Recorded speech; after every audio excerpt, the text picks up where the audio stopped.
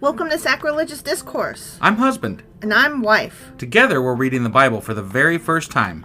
We grew up without religion and wanted to know what all the fuss was about. Well, what have we learned so far? That God is a dick, and apparently some people believe in talking donkeys? We're not trying to pass ourselves off as experts. Nope, we're just reading the Bible for the first time and giving our first take reaction. If you'd like to join us in this venture, you might consider starting at episode 1. Otherwise, jump in wherever you like.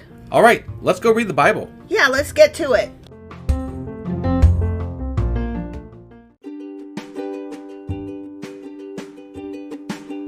Hey wife, did you know that Anchor is sponsoring our show? Really? Don't we use Anchor to distribute our podcast on Spotify and Apple Podcasts? Yeah, and we are on just about every other platform available as well, thanks to them. Why do we use Anchor as our podcasting service? Well, they make editing and distributing our show a breeze. What if one of our listeners wants to start their own podcast? Then they should head over to anchor.fm or download the app to get started. Awesome! You guys should go do that right now! Husband! Wife! Do you remember what happened on Friday? We met Queen Sheba, and we sure did. She asked some hard questions that we didn't get to actually hear. Right. And she may or may not have got along with Solomon. I'm sure she did. Right. And, they brought goods with them and shit, and Solomon's full of himself, so. He sure is full of himself, and he built a lot of throne room things and lots of gold, and right. He's rich and whatever. Yeah, that. So that was 1 Kings chapter 10. Yep, and today we are moving on to 1 Kings chapter 11. All right, let's get into this. Okie dokie. Hey wife, do you like coffee in the morning? I sure do, husband. Morning, noon, night. Which reminds me, I need to add that to our grocery list because we're running low. Wait, before you do that, check out the website ungodlybrew.com where you can purchase a pound of your favorite flavor of coffee. What if I want more than 1 pound? Either order a larger amount, or better yet, get 10% off by setting up a subscription for every 2 weeks, or a month, or whatever works for you. Did you set up something special for our listeners? You know I did. Exclusive for our listeners, get an additional 10% off subscriptions by entering the code Sacrilegious Coffee at checkout. That's a hellishly good deal. Ungodly Brew is hellishly good coffee. Okay, 1 Kings chapter 11. All right. Now, King Solomon loved many foreign women. Bet he did. Yeah, he did. Besides Pharaoh's daughter, he married women from Moab, Ammon, Edom, Sidon, and from among the Hittites. Jesus Christ. He got himself a little harem. Right? Bow, wow. Well, and he was, doing it with some visiting queens and stuff probably too, so, Mm-hmm. The Lord had clearly instructed the people of Israel, you must not marry them because they will turn your hearts to their gods. Oh. Yet, Solomon insisted on loving them anyway. Went against God's word, huh? He had to get married. I guess. He had to get it on. He had to have women. I'm actually surprised this made it into the book because so far it's been nothing bad. Right. Nothing bad. Nothing bad. At all. But, I mean... But here we are. He had to have one flaw. They couldn't make him perfect. Yeah, you gotta give him something, right? Right. Okay. He had 700 wives. Holy fucking hell. Of royal birth. Jesus Christ. And... Oh my God. 300 concubines. Wait a second. Hold on a second. So they turned his one sin into a brag. Jesus Christ. He had 1,000 women tied to him. You've got to be fucking kidding me. That's like one woman a day for 3 years without repeating. That's insane. Sorry, I had to do some quick math there in my head. No, it's true. That is so much sex. I mean, that means that he probably had thousands of children. I mean, he must have populated the fucking earth, right? Like, Jesus Christ. No wonder we are overpopulated. It's Solomon's fucking fault. And in fact, they did turn his heart away from the Lord. Oh, period. No. See? Oh, no. See? They turned his one sin into a fucking brag, and also any sin that he does after that is no longer his fault. Is the woman's fault? It's the women, those 1,000 women's fault. See? Yeah. In Solomon's old age, they turned his heart to worship other gods instead of being completely faithful to the Lord his God, as his father David had been. Did they get together and like decide, hey, let's get him to focus on this god? Huh? No, this God. Wait, no. Okay, we're gonna decide at the next meeting. Okay. My God. No. Yes, my God. Solomon worshipped Ashtoreth, the goddess of the Sidonians, and Molech, the detestable god of the Ammonites. That's like a lot of people consider Molech like the devilish The one, almost, right? yeah. That's crazy. In this way, Solomon did what was evil in the Lord's sight. He refused to follow the Lord completely as his father David had done. Huh. Damn. This is taking a quick turn. Mm-hmm. Like he's building a temple and like all about the Lord, and then now like just out of nowhere, nope, 1,000 women he's fucking, and he's worshiping the devil basically. This is awesome. We were waiting for the other shoe to drop. Here it is. Right? Like, this story is not congruent at all. No. Somebody else got sick of him and his mom. Right? Yeah. Editing. They were like, take your editorials, shit. This is shove boring. them up your ass. Right?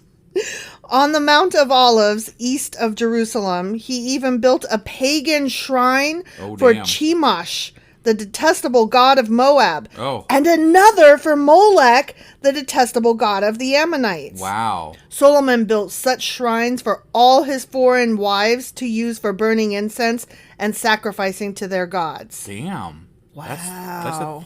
That's a lot of fucking temple things. That now, here is what I'm thinking. I don't think he was worshiping any of these gods. I think that he was just like building shrines as here's for this wife and these people, here's for that wife and those people. Yeah. I think he probably didn't worship any gods. He just didn't want to get yelled at by his wives. Well, I think it was probably there's enough to fucking have a rebellion. I think it was probably all for various business dealings. I mean, he's very rich. He's spreading out to the world. Yeah. Right? Yeah. He's making all these business deals. Multicultural, huh? Yeah. I think that I don't think he was worshiping any god, including the Lord our God. I think he was just... That just happened to be the big honcho. He was a populist. Time. Right, yeah. That's what I think. Yeah. The Lord was very angry with Solomon, for his heart had turned away from the Lord, the God of Israel, who had appeared to him twice. That is true. Yeah. He did appear to him twice. I mean, according to this book, yeah. Oh, Solomon. He had warned Solomon specifically about worshiping other gods, but Solomon did not listen to the Lord's command. No. Well. Yeah. How the turns do table. So now the Lord said to him, since you have not kept my covenant and have disobeyed my decrees, I will surely tear the kingdom away from you and give it to one of your servants. But for the sake of your father David, I will not do this while you are still alive. I will take the kingdom away from your son. Wow. I'm going to punish the people and your kid. That makes no goddamn sense. I'm not going to punish you. Yeah. The only punishment you get is knowing what's coming after you're gone. Right. Which, honestly, ain't that much of a punishment, if we're being honest. Right. I mean, a little bit. Like, I feel bad that the planet that my children and their children will inherit isn't in good shape. You know? Right. I feel bad about that, but I have the luxury of knowing that it ain't all my fault. Right. You know? Right. Whereas, I guess I don't know how much of a punishment that can be. It depends on how much you believe it, and it doesn't strike me that Solomon really believes anything. No. And even so, continued God, I will not take away the entire kingdom.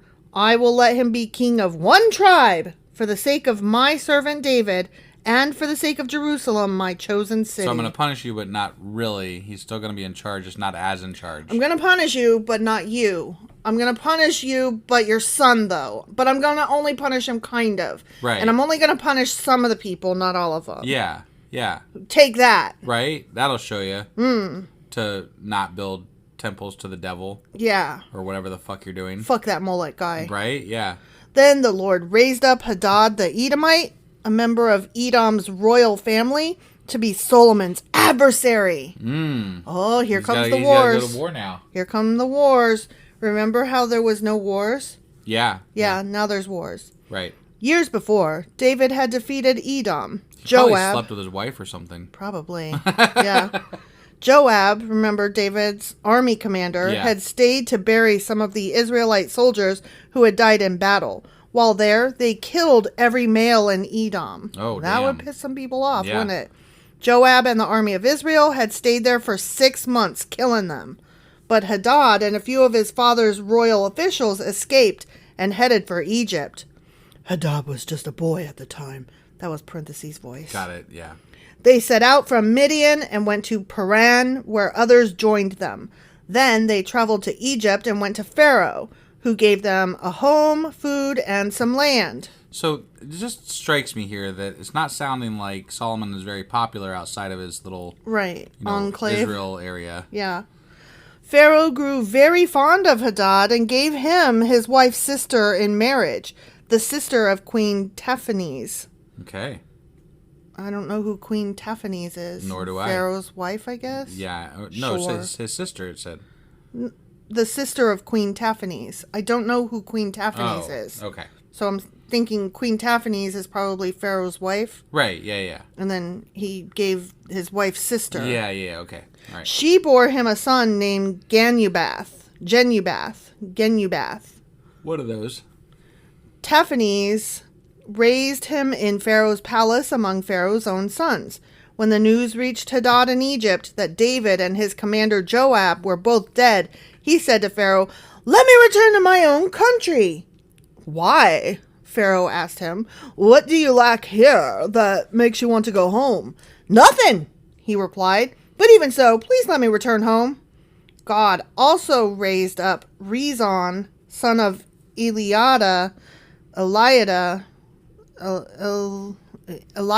I don't know, Sure. as Solomon's adversary. Rezon had fled from his master, King Hadadezer of Zobah, and had become the leader of a gang of rebels. Oh, no. Not a gang of rebels. Right. I want that It's on always a trouble. shirt. Gang of rebels. You want everything on a fucking shirt. Fuck yeah, I do. I need all the shirts. After David conquered Hadadezer, Rezon and his men fled to Damascus, where he became king. You know what? I'm so sorry, but this is too many names of old people. And I already am like, what? Right. Rezon was Israel's bitter adversary for the rest of Solomon's reign. Oh, no. And he made trouble, just as Hadad did. Yeah. Rezon hated Israel intensely and continued to reign in Aram. Okay. Another rebel leader was Jeroboam. I don't know. Son of Naboth. Naboth. Yeah. Right? One of Solomon's own officials. He came from the town of Zeradah in Ephraim, and his mother was Zeruiah, a widow. These are too many people. I'm not keeping a lot of up. people. I'm not keeping up with But any of basically, this. there's people fighting. There's people ticked off at Solomon Solomon. now. Yeah. I'm just letting you know that when these names keep coming up, I'm not going to remember any of them. Right. This is the story behind his rebellion. Who Okay. is? His Jeroboam. Okay? Yeah. Okay. Solomon was rebuilding the supporting terraces and repairing. Wait, what? Okay, let me try that again. Yeah. Because I'm so sorry. I'm just like, there's too many names and I'm a little bit lost. So Okay. the words are floating in my eyes. Got it. Solomon was rebuilding the supporting terraces and repairing the walls of the city of his father, David. Okay. Jeroboam was a very capable young man, and when Solomon saw how industrious he was, he put him in charge of the labor force from the tribes of Ephraim and Manasseh, the descendants of Joseph. Okay. Remember? Joseph's Yeah. son. Okay. Yeah. One day, as Jeroboam was leaving Jerusalem, the prophet Ahijah from Shiloh met him along the way. Ahijah was wearing a new cloak. Because I care what he's wearing. The two of them were alone in a field, and Ahijah took hold of the new cloak he was wearing and tore it into 12 pieces. Oh, and 12 pieces, just like they Yeah, they're the 12 tribes. 12 tribes. Yeah. Yep. I bet. Then he said to Jeroboam, take 10 of these pieces, for this is what the Lord, the God of Israel, says. I'm about to tear the kingdom from the hand of Solomon, and I will give 10 of the tribes to you.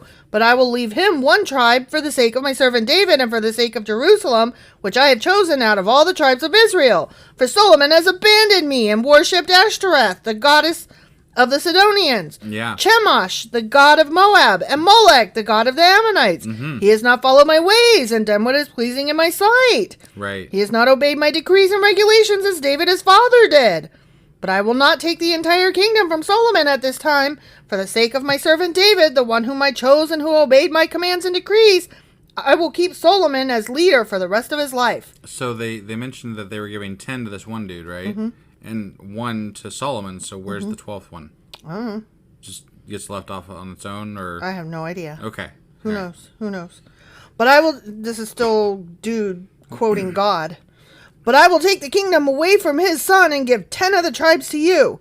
His son will have one tribe, so that the descendants of David my servant will continue to reign, shining like a lamp in Jerusalem, the city I have chosen to be the place for my name. And I will place you on the throne of Israel, and you will rule over all that your heart desires. You know, this sounds like they're just things happened. Mm-hmm. They're like, how do we explain this? How do we explain that they got bad again real quick? Right? Yeah. Yeah. So we gotta make up an excuse. Mm-hmm. Okay. If you listen to what I tell you and follow my ways and do whatever I consider to be right, and if you obey my decrees and commands as my servant David did, then I will always be with you. I will establish an enduring dynasty for you as I did for David, and I will give Israel to you. Because of Solomon's sin, I will punish the descendants of David, though not forever. So I still have to say this. There's still one missing tribe, and they covered it twice. 10 for the one dude and 1 for Dave, or 1 for Solomon's son or whatever. There's a missing tribe. I gotta know, like, that's gotta be in the Q&A. Well, I'm thinking sometimes Joseph's tribes are considered one. Okay. Like Ephraim and Manasseh. Yeah, okay. They're sometimes considered that could be the tribes of Joseph. All right. So that could be.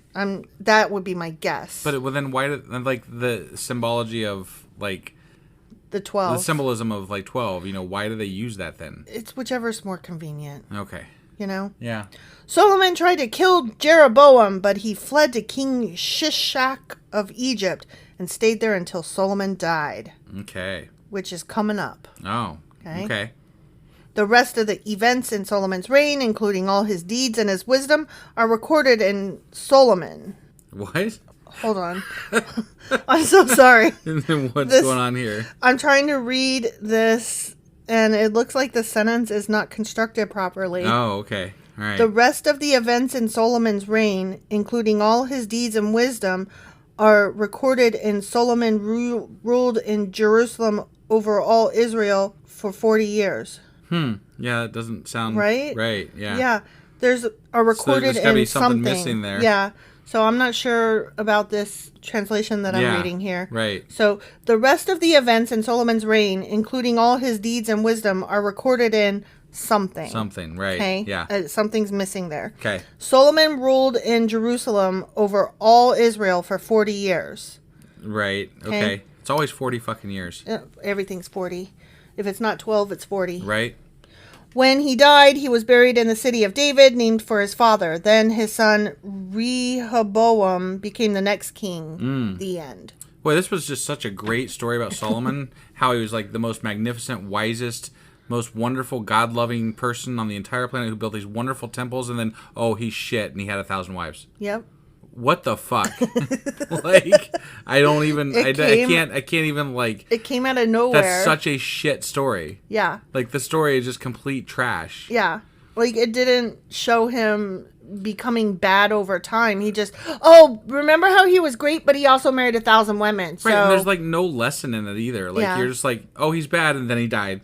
Yep. There it is. That happened. No actual direct punishment except for to his son. Sort of, kind of, maybe, sort of. Right. But... yeah, he was the most amazing person, and now he's not, and dead. And now he's not and dead. That's fucking it. Yeah. Very poor.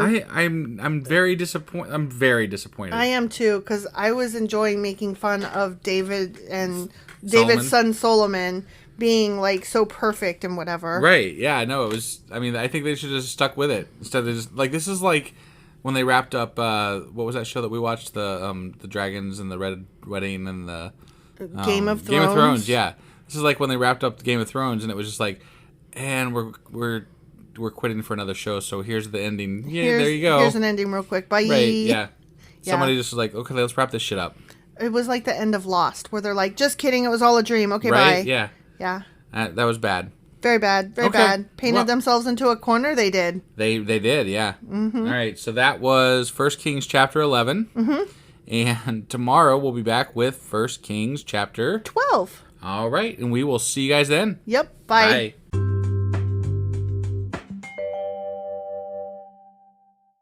Husband. Wife. Do you remember what happened yesterday? Let's see. Solomon sucked all of a sudden, and then he had 1,000 wives. He did. And he died. Well, no, that's not all that happened. The reason that he sucked was not just that he had the 1,000 wives, but also because he started worshiping some of their... Right, the other gods. Their gods, yeah. Right. So, Molech being one of them. Sure. But we thought that maybe that was just a play to get some, like a political a play to thing. get some play. A play to get some play. No, it was a political thing, I think. Sure, whatever it was, who cares? God apparently doesn't like him at the last fucking second, and right. Oh, sorry, and now we're gonna punish you, but not really punish you. Kind of a little bit. A little bit, yeah. That was just the some. other part. Yeah. Yep. Okay, so that was 1 Kings chapter 11. Correct. And today we are getting into 1 Kings chapter 12. Let's go do this. Okie dokie.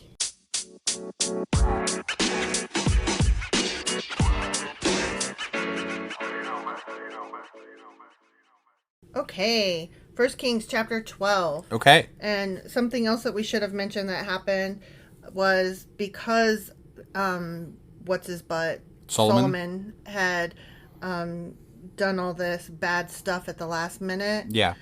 God raised up some other people.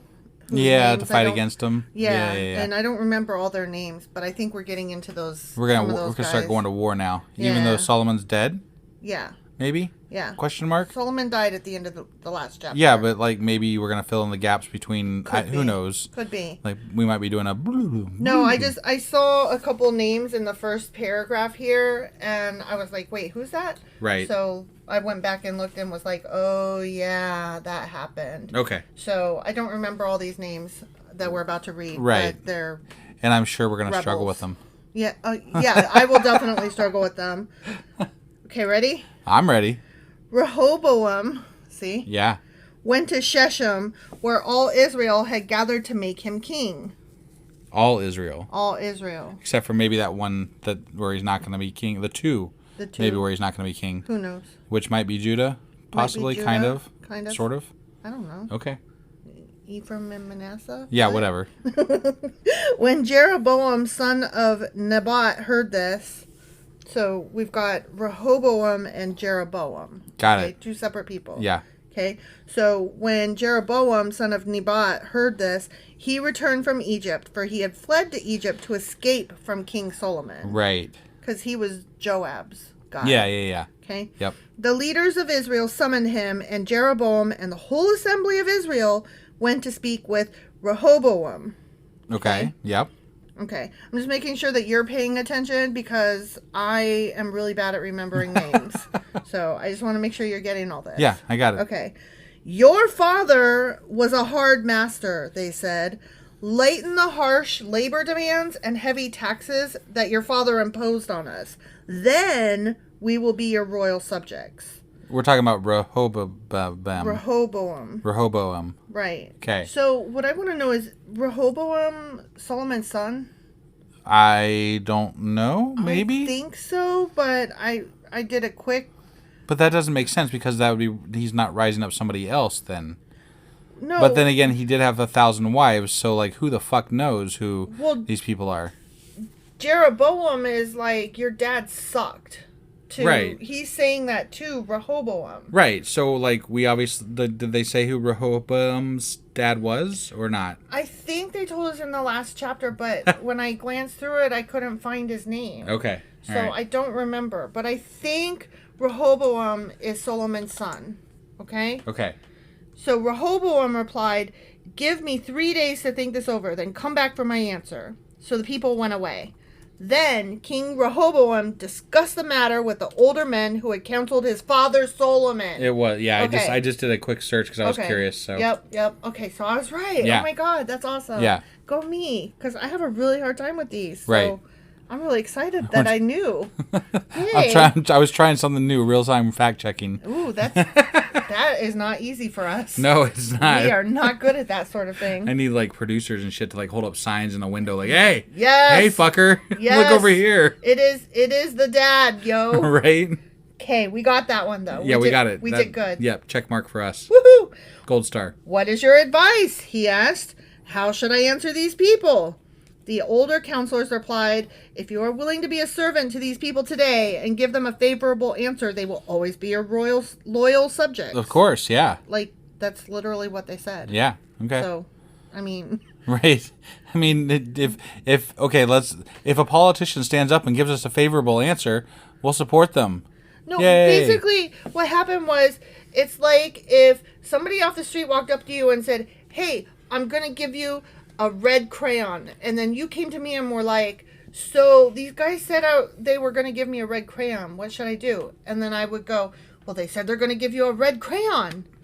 Yeah. Like, that's my advice. Right. Like, what? Right. You're repeating back exactly what the guy said. That's not helpful here. Right.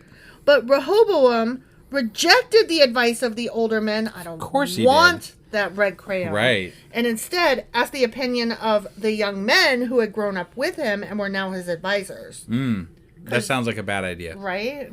"What is your advice?" he asked them. "How should I answer these people who want me to lighten the burdens imposed by my father?" I think it's interesting that you and I, when we were talking about how rich Solomon's kingdom was, that he had to be like reaping it in and taxing the fuck out of his people. Yeah. And now here we find out, guess what? He was taxing the fuck out of his people. Yeah, and he was harsh. Mm-hmm. So these people are coming out of the woodwork now that he's dead, and they're like, so we want to say in this. And can we do something a little different because your dad sucks? There's a lot of wealth over there, so we're gonna have a say in this, dude. Yeah. So. Yeah. The young men replied, "This is what you should tell those complainers who want a lighter burden.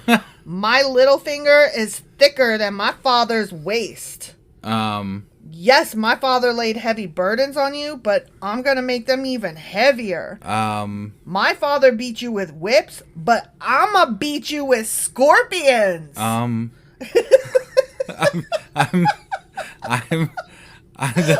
gonna beat you with scorpions. I'm gonna raise an army because fuck you, right? Rehoboam, I bet he follows that advice. Which one of them? Oh yeah, for sure, because he's an idiot. I'm sure. 3 days later, Jeroboam, Joab's man, yeah, and all the people returned to hear Rehoboam's decision, just as the king had ordered. This should go over smashingly. But Rehoboam spoke harshly to the people, for he rejected the advice of the older counselors and followed the counsel of his younger advisors.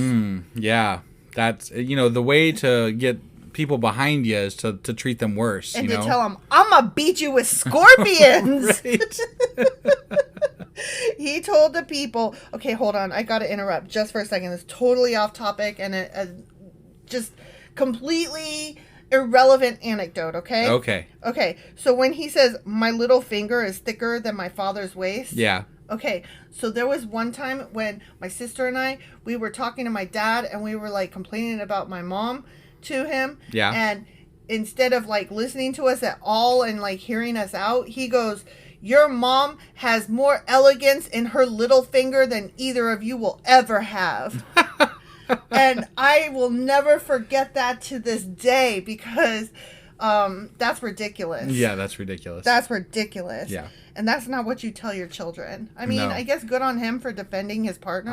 You're right, but you don't really need to defend that hard to your children. You don't need to throw your children under the fucking bus right to their face and beat them with scorpions. Right, and also getting back to the finger versus the waist thing, like everybody knows you're just being a dickhead. Yeah. No, you're lying. Right. You dumbass. Yeah. So, I mean, I know we're going for like a analogy here or whatever, but like I'm just not down with it. Yeah, no, me neither.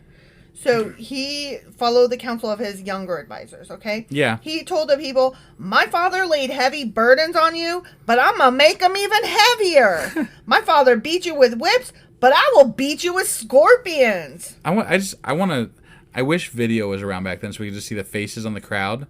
When he's saying this. I'm going to beat you with scorpions. And they're going, who the fuck? Guys? Are we... More of us than him. How many... Did somebody do a head count, huh? Right? Right? Meanwhile, I want a shirt that says, I'm going to beat you with scorpions. Of course you do. I need a fucking full-time worker just to make all your shirts. Mm-hmm. So the king paid no attention to the people. This turn of events was the will of the Lord, for it fulfilled the Lord's message to Jeroboam, son of Nebat, through the prophet Ahijah from Shiloh. What? I don't know if I recall that. His is this the one where was that the people are going to rise up against you all except for one little place? Because, yeah. You know, right? Because Solomon sucked. Yeah. At the last minute. Well, no, it sounds more like his son sucks really fucking bad, and Solomon did suck. Solomon sucked, and his son sucks even worse. Right? Yeah. Yeah. Okay. To be clear, I feel like this is his own doing. Oh yeah, definitely. Not God. Yeah, because clearly Solomon wasn't a dick. He made great business decisions. And nobody stood up against him directly. Right. Probably he had his shit in order. Right. Is my guess. Yeah, and this guy just wants to like keep doing it. He's like, if I get more harsh, maybe I can make more money. Right. Right. Well, this guy is riding on daddy's coattails. Yeah, he's the spoiled little brat that, thinks he knows business because he grew up with a silver fucking spoon in his mouth. Right, yeah. But in this case, it would have been a gold and bronze spoon. Yeah. When all Israel realized that the king had refused to listen to them, they responded, excuse you? Down with the dynasty of David. Yeah. We have no interest in the son of Jesse. Back to your homes, O Israel. Look out for your own house, O David. So the people of Israel returned home. So he just, he said those words and then he lost everybody. Yeah. They were like, and they're like, fuck off. Fuck you, we're out.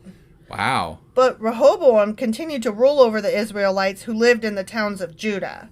So it was Ephraim and Manasseh. Okay. Yep. All right. That makes sense now. Yep. King Rehoboam sent Adoniram, who was in charge of forced labor, slavery. Right. To restore order. But the people of Israel stoned him to fucking death. Damn. They were not having it. No. They were like, I don't think you will, sir. Yeah. No, we're just going to kill you. When the news... I'm sorry. Okay, I would never laugh, honestly, at somebody getting stoned to death, but this story is funny. Right. When this news reached King Rehoboam, he quickly jumped into his chariot and fled to Jerusalem. Yeah, he did. He's like, oh, fuck. And to this day, the northern tribes of Israel have refused to be ruled by a descendant of David. To this day. To this day. I keep saying this, but like we're still reading the same fucking book that says to this day. To this day. And it has no bearing on today. Right. Maybe they should at least change that wording.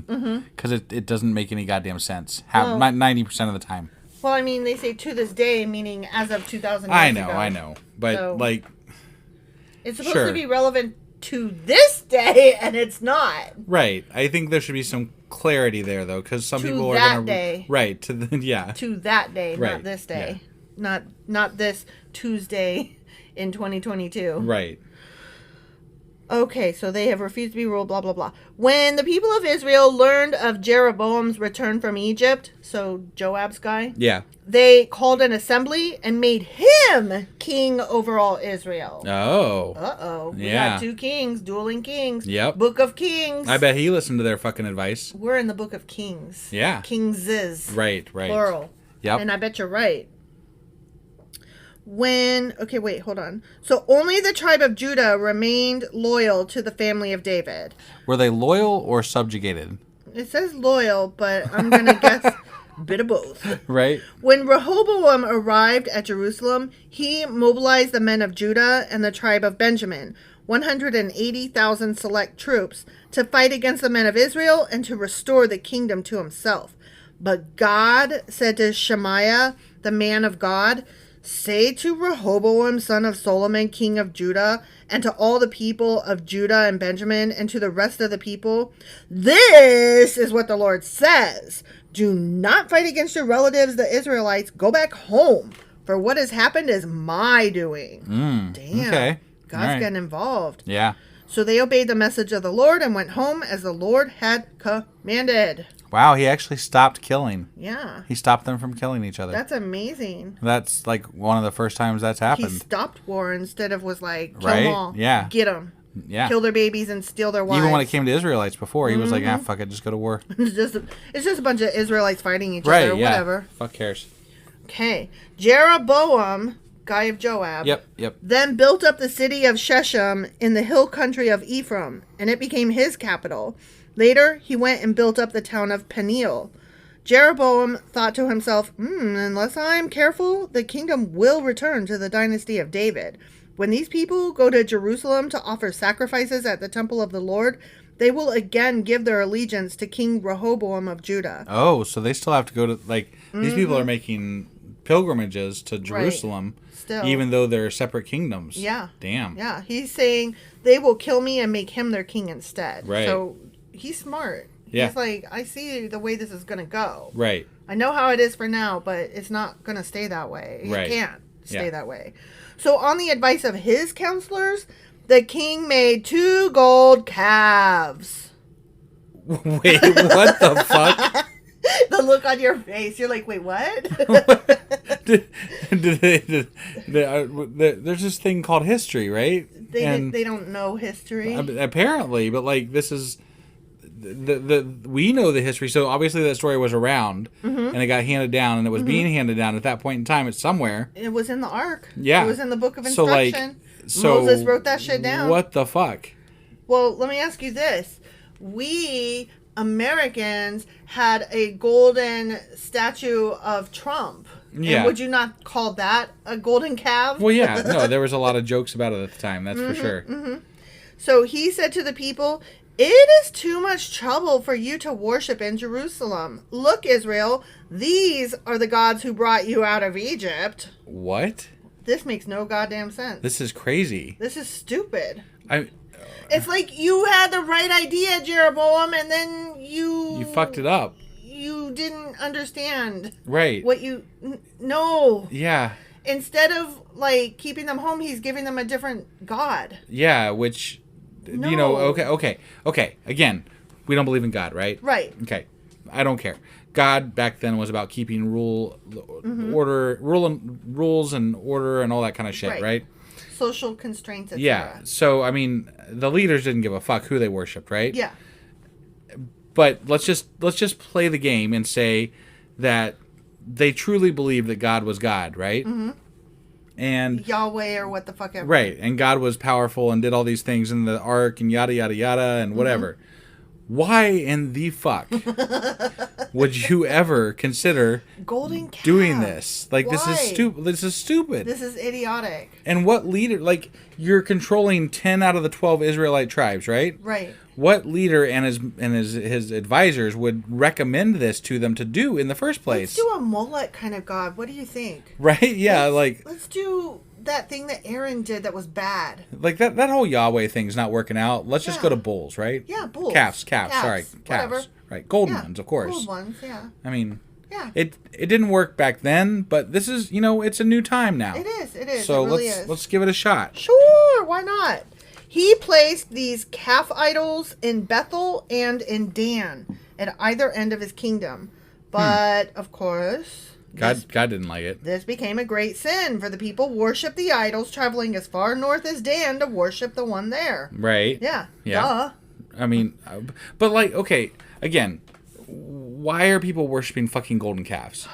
It seems like really stupid to me. Well, let me ask you this. Why are people saying that Trump doesn't have the nuclear information that he has? Because Fox News tells them they don't. Right. They didn't have Fox News. They just had this one king guy. Yeah, okay. So, I mean, what you gonna do? I don't know. I'm just distraught here a little bit. No, I totally agree with you. I see what you're saying. But you're asking, why did people do stupid things? And I'm like, no, I get I get it. I felt like we were at a point, like, earlier on in the Bible, they were like flip-flopping gods here, there, and everywhere, right? And we're like, oh, here they go. They're going to fucking worship some other bullshit again, and God's going to be pissed. And whatever. It felt like we were kind of getting past that. It was almost like the Obama years when we felt like, oh my God, we don't even have to think about Roe v. Wade. Right, gay rights are getting better every day. Yeah, everything's cool. Yeah. Cool. And then, but it wasn't. Right. No, it definitely wasn't. We got some golden calves up in here. Like golden calves of all the fucking things. Right? Like, come on, man. Jeroboam also erected buildings at the pagan shrines and ordained priests from the common people. Holy shit. Those who were not from the priestly tribe of Levi. Damn. The fuck? He's just doing this all wrong. He's like, we're just going to scrap the whole thing. We got a new model. Yep. New God, new rules. Here we go. This. Yeah, right. And Jeroboam instituted a religious festival in Bethel held on the 15th day of the 8th month in imitation of the annual Festival of Shelters in Judah. Huh. So he just renamed a holiday and was like, right. We Molech now. Yeah. Go dance. Yeah. There at Bethel. Yeah. There at Bethel, he himself offered sacrifices to the calves he had made, and he appointed priests for the pagan shrines he had made. So on the 15th day of the 8th month, a day that he himself had designated, Jeroboam offered sacrifices on the altar at Bethel. He instituted a religious festival for Israel, and he went up to the altar to burn incense. The end. Okay. I mean, I'm basing this on my knowledge of today and the people I know who are religious, right? Mm-hmm. Being religious, in my mind and what I see around me, is a very personal experience. People are very moved by their gods, right? Sure. So it strikes me that this is really weird. Like, I mean, how do you get so many people on board? Just like overnight. 1, 2, 3, go. Yeah, overnight we're doing a new god, guys. Right. It just doesn't make sense to me. But I have to think that their worshiping was very outwardly. Yeah. Like you said that the people that you know who are religious, it means something to them on a very personal, spiritual level. Right. Right? It's very inward. And this is more to affect crops and rain and what have you. Yes, this is not spiritual practice. This is just practice. Right. You know, these are acts that they're doing. Got it. These are, I'm supposed to do these things to check the box. Which would make it to why they're not as loyal to a certain particular god. They're just people trying to get through their fucking day. Plus, think about in this small area back then with the Egyptians and the Greeks and the Israelites, and think of how many different religions permeate their culture in any given year, month, whatever. Like that, they're surrounded by different gods and different cultures all the time. And think about just the common man. He's just trying to feed his family. He's just trying to not get killed. He wants his wife to not get raped. He wants his kids to just grow up. He's like, burn this here, burn that there. Yeah, whatever. He's like, hey, Betsy, which god are we worshiping this month? Right. He's just trying to get through his fucking day. Right. So, I mean, I think it makes sense. It's not something we can wrap our minds around because we're not living in that time and we're not... Well, I think God means something different today than it did back then. It does. So that's part of what's hard to wrap my brain around. It was not spiritual. It was just all physical acts. It was perfunctory. Yeah. So... I mean, kind of like going to church on Sunday and you have no fucking idea what the guy up front's talking about because you've never read the goddamn Bible. Right, which is still true, but people have this personal view of what their religion is. Yes. So people today are much more spiritual, and they attribute more to God in their lives personally than these people did. Right, but I think also with that being said, that I think that a lot of people have gone away from traditional church and have gone more radical in their churches. So they've been given a new God. Oh, sure. You know what I mean? Oh, yeah, absolutely. Even in this day and age, we're giving people a new God. Sure. It is still the God of the Bible, but it's still a new God also. Yep. Like we have given them a new God, and they're following it because someone is telling them this is the right one. Yep. So absolutely. It's a great analogy, even as it's something completely different. Right. I mean, it's the same but different. Yeah. So. And history, I read somewhere, history does not necessarily repeat itself, but it sure does rhyme a lot. Right. And I really like that a lot, yeah. All right. Well, I think we can wrap that one up. This was 1 Kings chapter 12, and tomorrow we're going to be back with 1 Kings chapter 13. We'll see you guys then. Bye.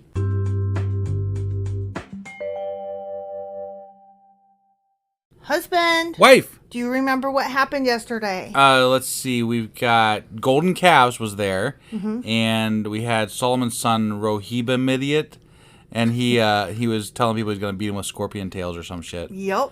Like, what a fucking idiot. Yeah. I will slap you with a scorpion. I mean, whatever, but I ain't following your ass. Nope.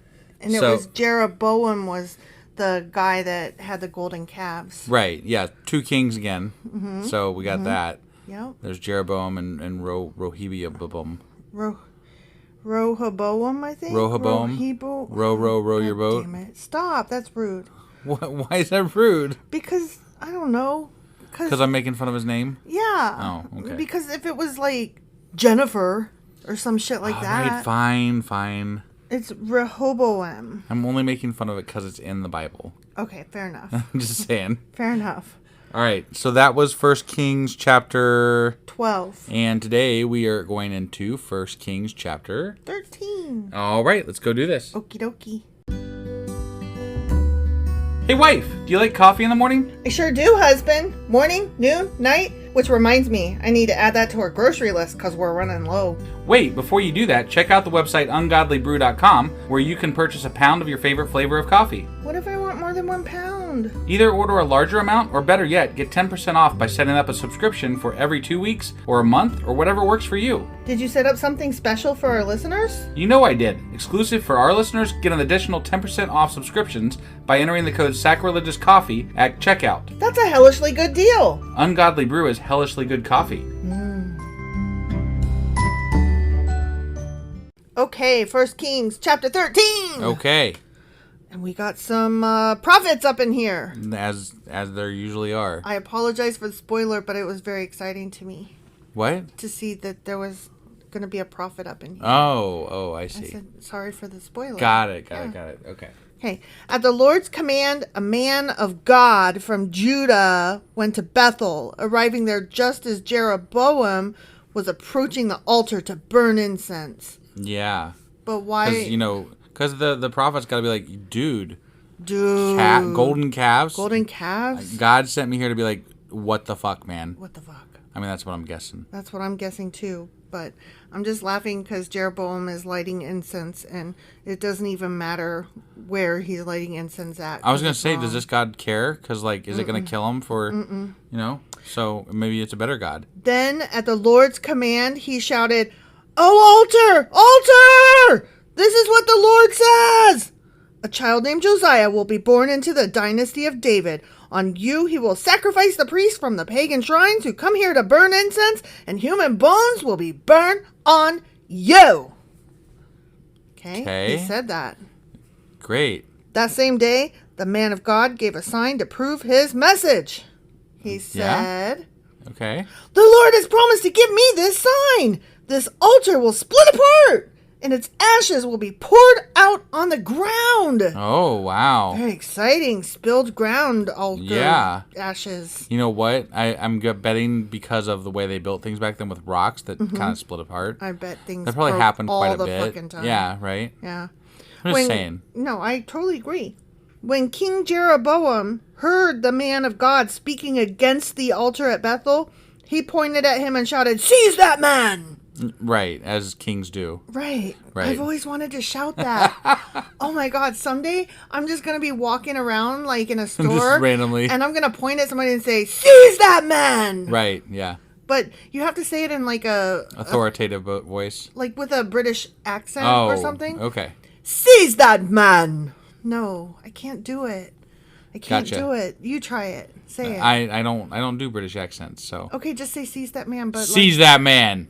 That was really good. You had so much authority. Right, yeah. I just can't. I have to lower my voice to do it.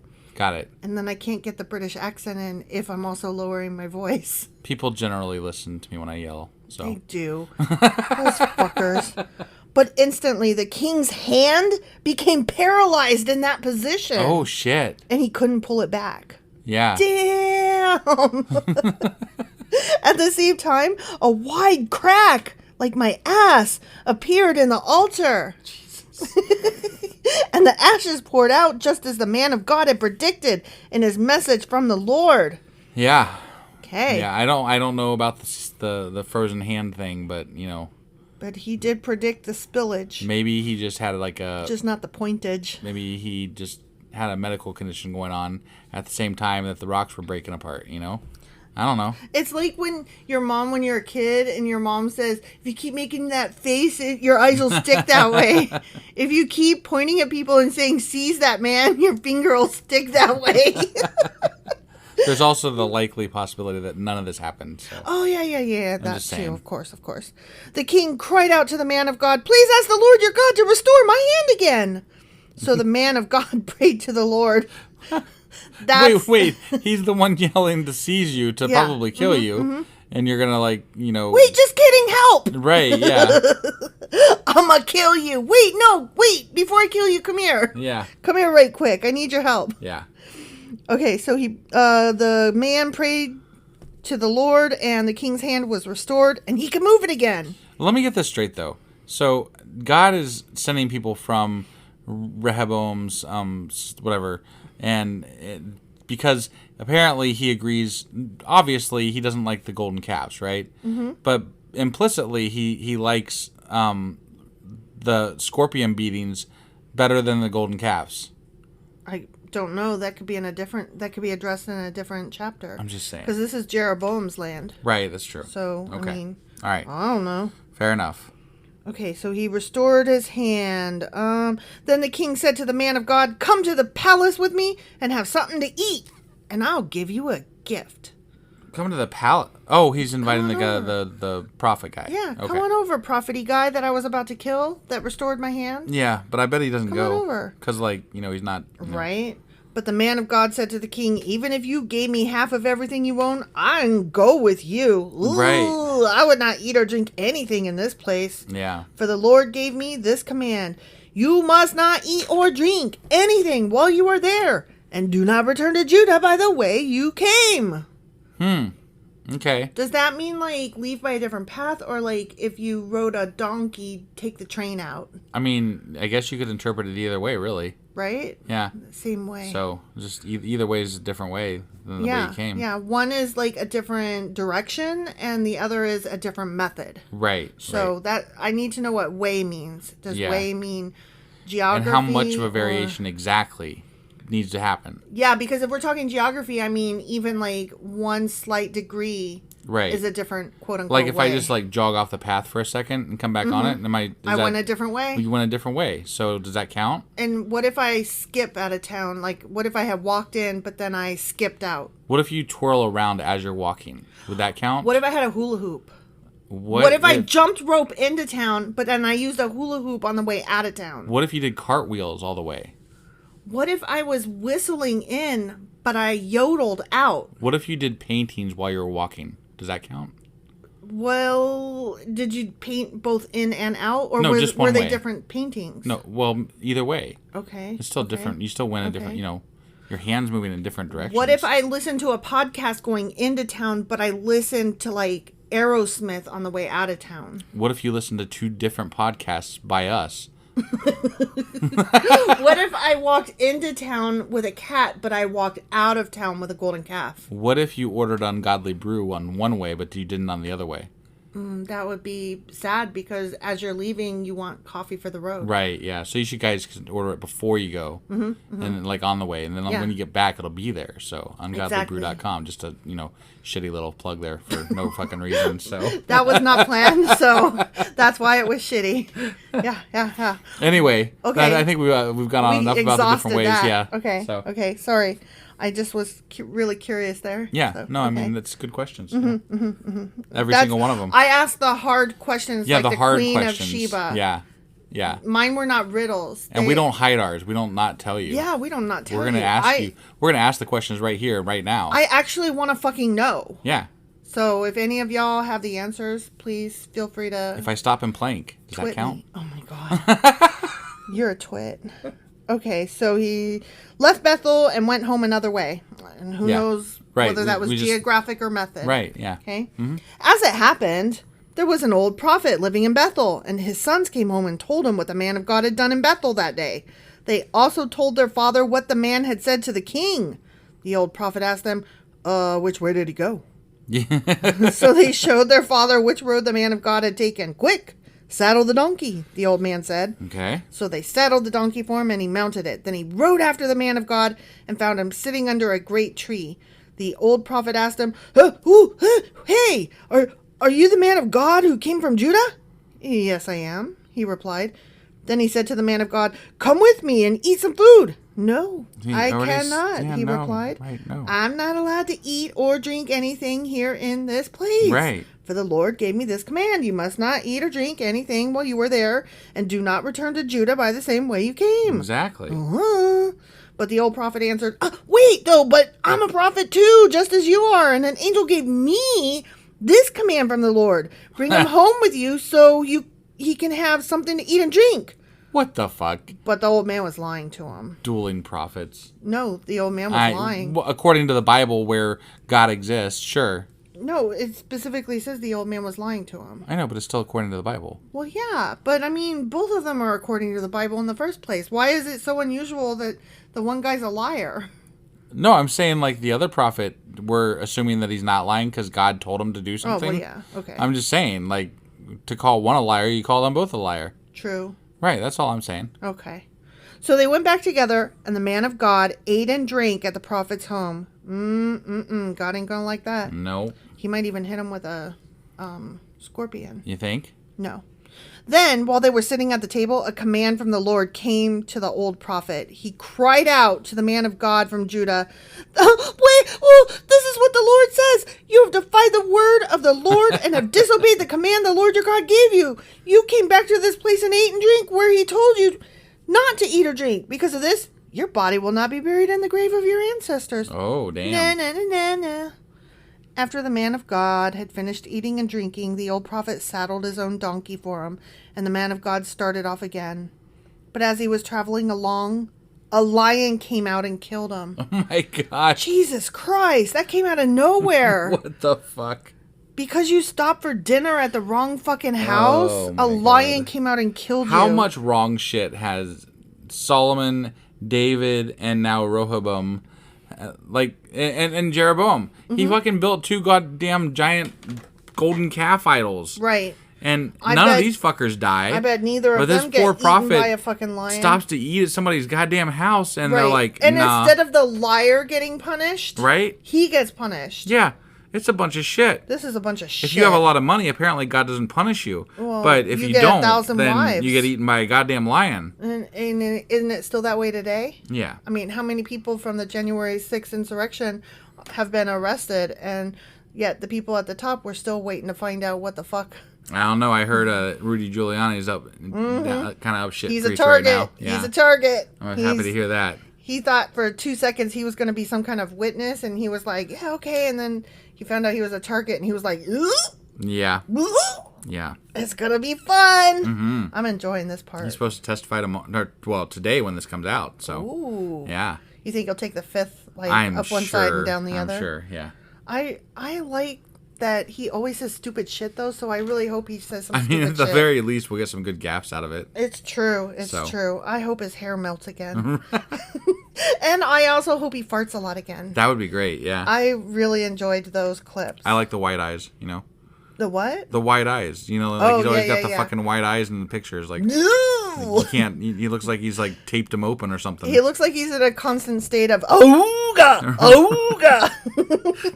I think my favorite thing was when he was not telling people about the texts that were on his fucking phone, but then they got it on fucking camera because he's an idiot. Because he's an idiot. I'm like, Jesus Christ. All these people. You fucking moron. I mean, I am not a crime doer, but and at least we have an example of what not to do in Rudy. I feel like if I was gonna crime, I could crime so much better. Right? Yeah. No, I mean, The bar is so fucking low. They're like comic book characters, but like not the good comics. Not like, Saga or Lock and Key or like, Right. good comic characters. Yeah. They're like the old funny pages, These guys aren't even good Scooby-Doo villains. No. I mean, I'm just saying. They're so sad. But, I mean, if the country wasn't falling apart and the planet wasn't going to shit, it'd be so funny. It could be. Could have been. But they've really got me in a freeze as far as, like, being able to write because, like, you can't write anything stupid. Right, because anything you could write that's stupid is no longer believably stupid because they've out-stupid everything. They really have, yeah. So they killed fiction. Right. Anyways. Yeah. Okay. His body lay there on the road, because he just got eaten by a lion. Yeah, by a lion. I said eaten by a lion. With the donkey and the lion standing beside it. People who passed by. Donkey and the lion were standing beside. People who passed by saw the body lying in the road and the lion standing beside it. And they went and reported it in Bethel, where the old prophet lived. When the prophet heard the report, he said, "Wait, it is the man of God who disobeyed the Lord's command. The Lord has fulfilled his word by causing the lion to attack and kill him." Then the prophet said to his sons, "Saddle a donkey for me." So they saddled a donkey. Because they're about to go to Judah. And he went out and found the body lying in the road. Oh, okay. The donkey and lion were still standing there beside it, for the lion had not eaten the body, nor attacked the donkey. Wait, what? I have no idea. So he just killed him. The lion just killed him and then didn't eat stood it. there. Stood there. Didn't eat the donkey or the guy. As lions do, Grrr! Yeah, lions do it all the time. Grrr! Yeah. So the prophet laid the body of the man of God on the donkey and took it back to the town to mourn over him and bury him. As well he should, motherfucker. I guess, yeah. He laid the body in his own grave, crying out in grief, "Oh, my brother." Afterward, the prophet said to his sons, "When I die, bury me in the grave where the man of God is buried. Lay my bones beside his bones. For the message of the Lord told him to proclaim against the altar in Bethel and against the pagan shrines in the towns of Samaria will certainly come true." But even after this, Jeroboam did not turn from his evil ways. What the okay, whatever. Stupid gonna stupid. I mean, either you believe it or you don't fucking believe it. You know? Right. Like, there's no... They clearly don't believe it. You're either fearful of this God or you're not. Right. And they never you're have obviously been. Not, or you would immediately fucking stop what you're doing. Right. They have never been fearful of this God. Right. No. So none of them are. No, ever. They never have been. They never will be. Otherwise, they wouldn't go off track so much. Right. He continued to choose priests from the common people, instead of the Levites. Right. He appointed anyone who wanted to become a priest for the pagan shrines. This became a great sin and resulted in the utter destruction of Jeroboam's dynasty from the face of the earth. The end. In what kind of time frame, though? Like, how did it happen? They disappeared. But how? That time. Okay. Time o'clock. Whatever. That 1 year. Like, I hope there's more story and they don't just that's like a shitty fucking we're done. Let's just he's gone. He's gone. Goodbye. Goodbye, Judah, whatever. Right? Yeah, I mean, wait, that was the land of Judah, right? Wasn't it? Or no, that was the 10 tribes. Yeah, my bad. Nothing. Yeah, no, that's such a shitty way to end it. Mm-hmm. Whatever. Poor Jeroboam. He's such a dumbass. I guess. I just feel like people today act like they're so much more hardcore believers than these people ever were. You know what I mean? You know what, though? I almost at some level don't doubt that. No, that's what I'm saying. Okay, yeah. Yeah, no, I think people today believe a lot stronger than the people in the biblical times. Which is funny because the people in the biblical times were so fucking stupid. And supposedly they were right there with God and shit. So, hypothetically, they would They had way more reason to be strong, hardcore believers. Right, but no, these guys were basically just whatever, man. Whatever feeds me today. Yeah. So I'm just trying to light my candle and burn my incense for whatever reason. You want me to worship this God? Okay, great. You all wait. No, you're not. Hold on. This guy's in charge. We're worshiping this God tomorrow. Yeah. Okay. Yeah, so just Let's get some new statues and shit. Mm-hmm. Okay? Love me some statues. Yeah. I'm going to get statues from all the different religions just to cover all of them. Right. Yeah, why not? And burn... Then you're safe, right? Yeah, burn incense at all their altars. Yeah. Every single one. We'll just leave the actual God out, though, because he only seems to be the only one with a beef about, the statues.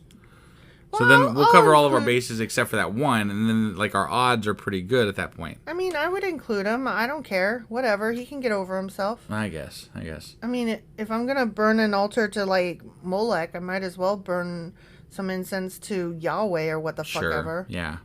And Elohim, since they're, used to be two different guys. Right. Whatever. Who gives a shit? All right. Well, anyway, that was 1 Kings chapter 13. It was indeed. And tomorrow we'll be back with 1 Kings chapter 14. We'll see you guys then. Bye.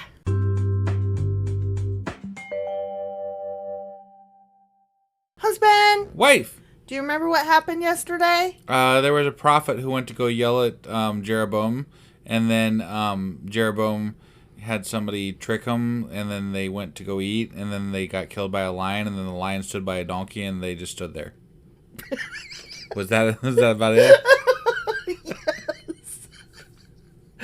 Yes. Except I have a question. Yeah. I didn't know that the fake liar prophet was set up by maybe it Jeroboam. wasn't. I don't know, but whatever. But that sounds good. I like the way you said it. Sure. Yeah. I mean, you said it with such authority. I thought it was kind of like a monotone, just like rattling off what happened. And then this happened, and then the lion just stood there like, what? Yep, that's what happened. All right, so that was 1 Kings chapter 13. Indeed. And today we are going into... something. What? Yeah, right. 1 Kings chapter 14. All right, let's go do this. Let's.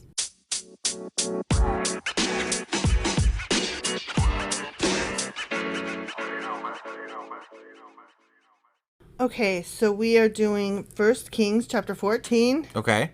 And I am apologizing in advance for all the names I might mispronounce. As usual. Right.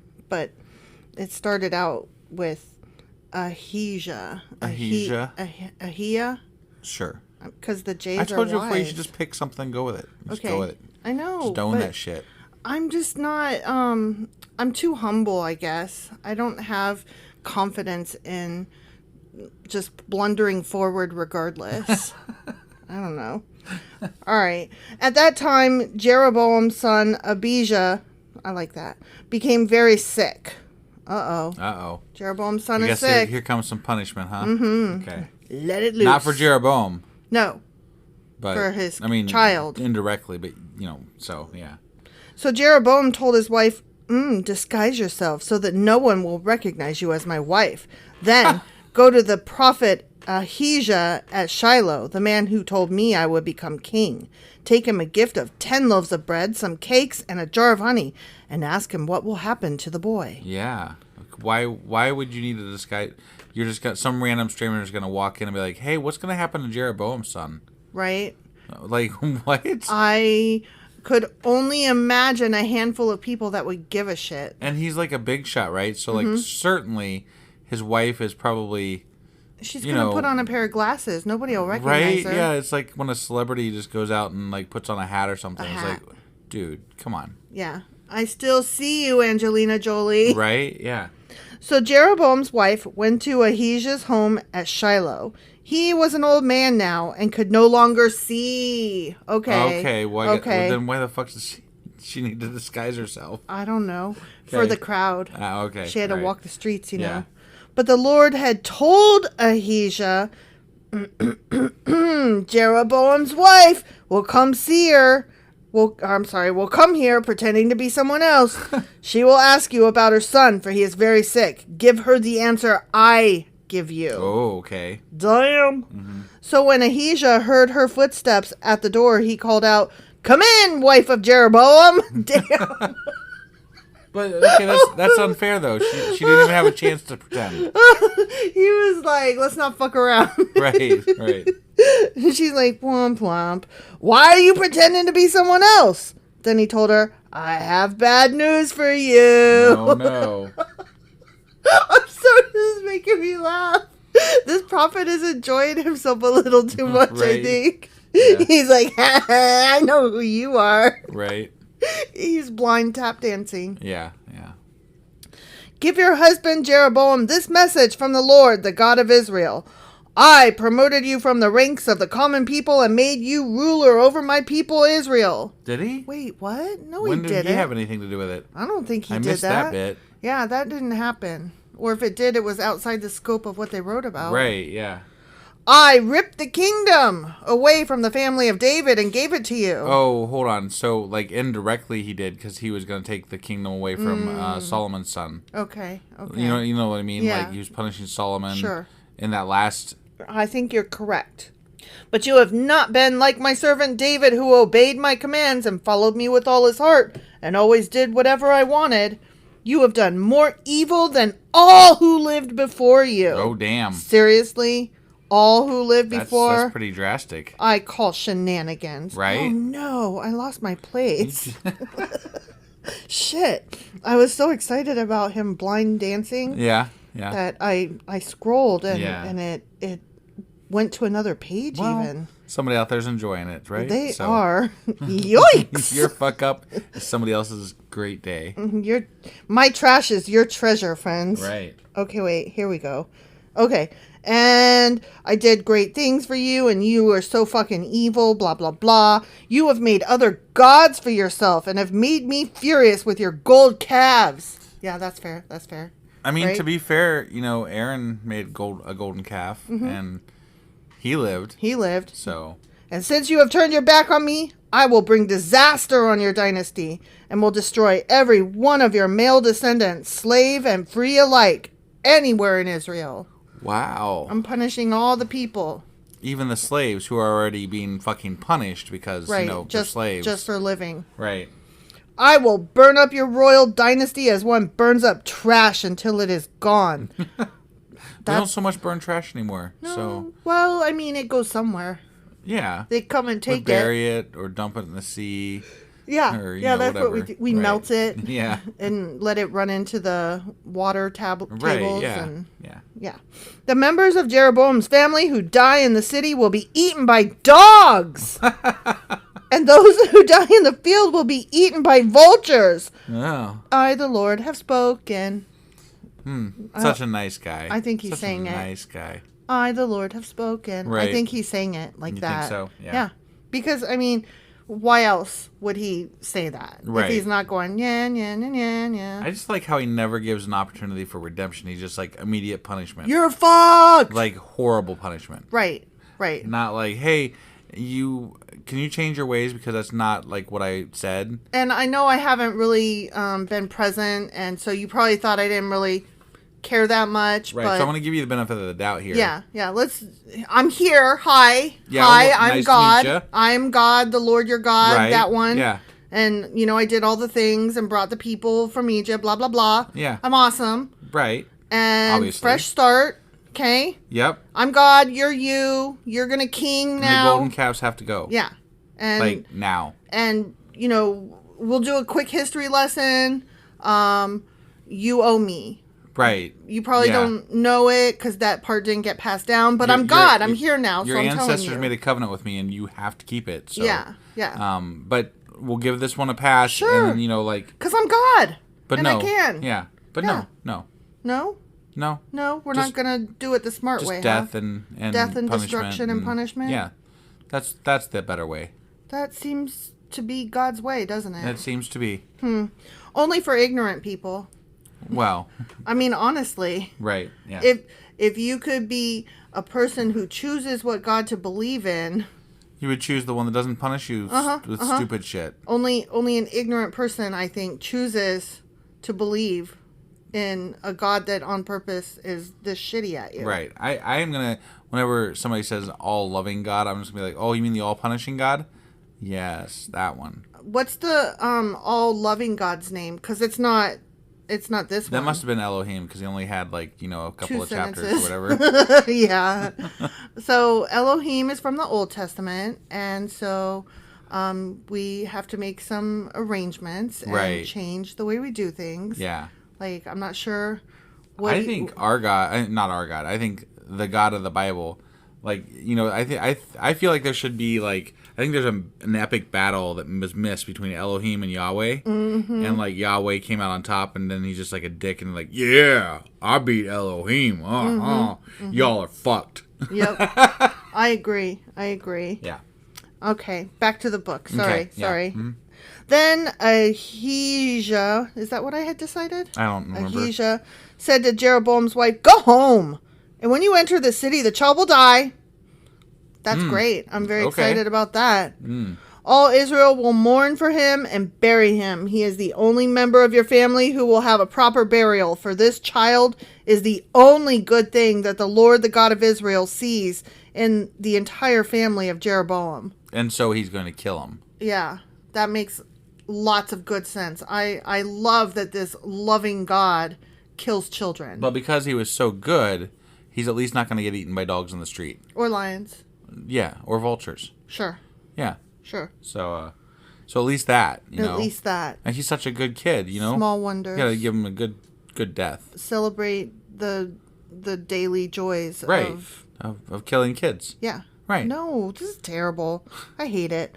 In addition, the Lord will raise up a king over Israel who will destroy the family of Jeroboam.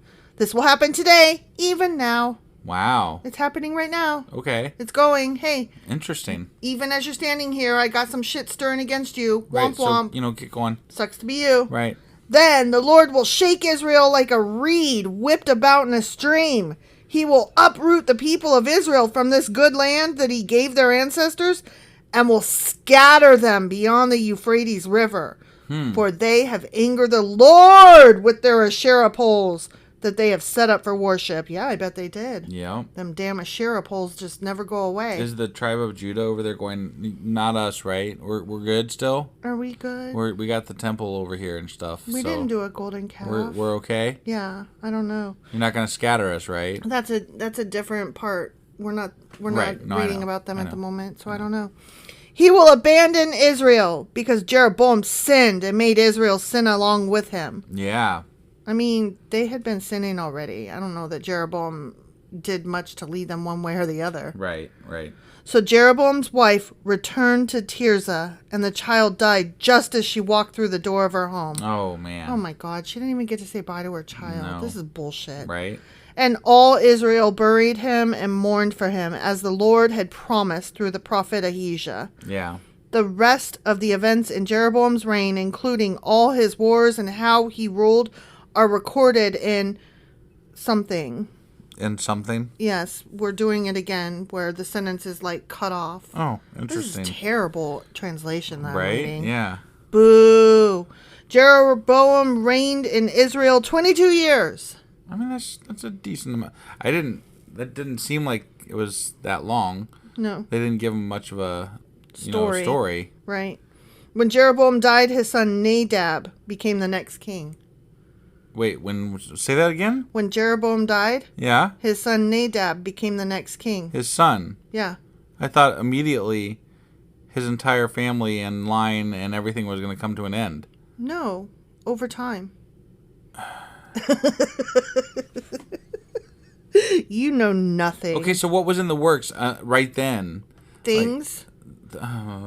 Things. You don't know. Okay. You know nothing, Jon Snow. Okay. You don't worry about it. It's over there. It's happening. Whatever. Okay? Yeah. It's in the works. This sounds like a bunch of shit. It is a bunch of shit. And bad writing. Oh, definitely bad writing. Really bad writing. But guess what? Now we're going to go read about Rehoboam. Oh, sure. Let's just forget about all that shit we just said. Yeah. And let's move on to something else. Like, okay, we suck at this thing and we didn't actually finish the story, but no, let's go on to something else. Sure. Okay. Meanwhile, back at the ranch. Right. Meanwhile, Rehoboam, son of Solomon, was king in Judah. He was 41 years old when he became king, and he reigned 17 years in Jerusalem, the city the Lord had chosen from among all the tribes of Israel as the place to honor his name. So hold on a second. Rehoboam, Solomon's son, reigned 5 years less time than what Jeroboam did? Mm-hmm. That doesn't, I mean... sound much punishy? Right? Yeah, like, that's weird. I have no idea. Okay. I mean, maybe he did it worse. I'm waiting to hear it. Okay. Yeah. I'm gonna give him. Okay, let's find out. Rehoboam's mother was Naamah, an Ammonite woman. Oh, those damn Ammonites. Yeah. During Rehoboam's reign, the people of Judah did what was evil in the Lord's sight, Oh my God. provoking his anger with their sin, for it was even worse than that of their ancestors. Oh my God. See? That's why. Told you. Okay. Told you. It was all right. bad. All They right. did a bad. So both kings just really suck ass. They sucked ass. All right. For they also built for themselves pagan shrines and set up sacred pillars and Asherah poles on every high hill Oh no. and under every green tree. Jiminy Christmas. Every green tree? That is a lot of Asherah Were there poles. purple trees? Or did they have maybe like orange ones? Well, I think probably Maybe pink. maybe they meant just like trees that weren't flowering. Like there are flowering trees. Yeah. There were even male and female shrine prostitutes throughout the land. That would be my lot in life. Shrine prostitute. The people imitated the detestable practices of the pagan nations the Lord had driven from the land ahead of the Israelites. Let's be honest, these fuckers are a pagan nation. Jesus. In the 5th year of King Rehoboam's reign, King Shishak of Egypt came up and attacked Jerusalem. Oh no. He ransacked the treasuries of the Lord's temple and the royal palace. He stole everything, including all the gold shields Solomon had made. Wow. That's high class thievery right You there. put a lot of gold in there, you know? And God just let him right on in. Ransack, huh? yeah. He's like, fuck you. You did a share poles. Interesting. Yep. So, I mean, does that answer your earlier question? Yeah. No, I assumed that they were living, Better. per God because they Yeah. got the temple and shit, but Nope. obviously not.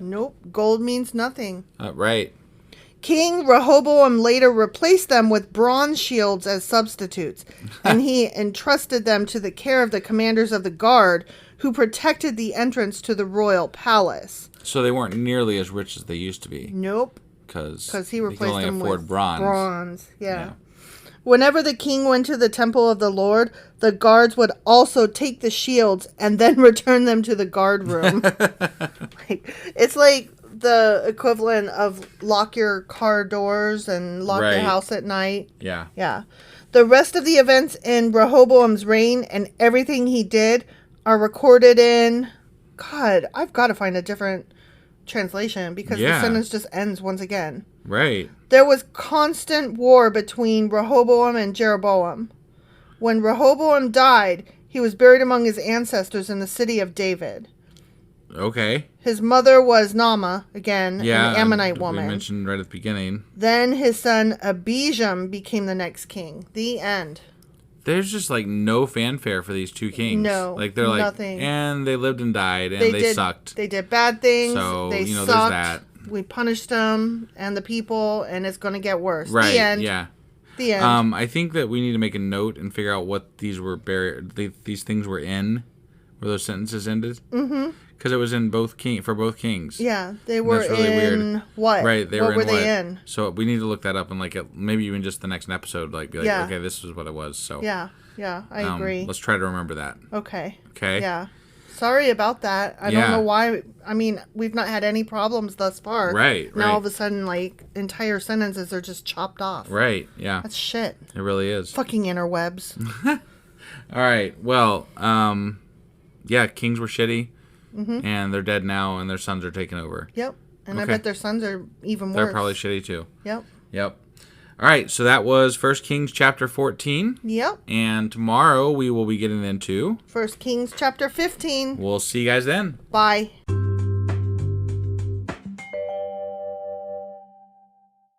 Husband, Wife. do you remember what happened yesterday? Let's see. God killed a kid that was sick and punished slaves because the kings were bad. Yes. And left them on this earth to do bad things again. Yes. But killed and hurt other people. Yes. But Okay. then both kings died. Right. And their sons took over. Oh, and there's shrine prostitutes. Yes, there are Yeah. shrine prostitutes. Yeah.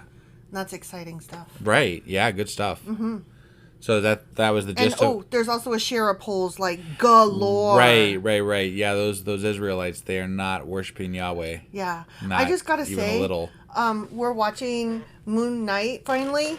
And they're going over those particular Egyptian gods, and they are as stupid as the gods in this Bible. And it makes me feel like, okay, that makes sense. They're not all powerful. They're just not. Right. Including this one in the Bible, even though he's not an Egyptian god. But sometimes he is all powerful. He's not.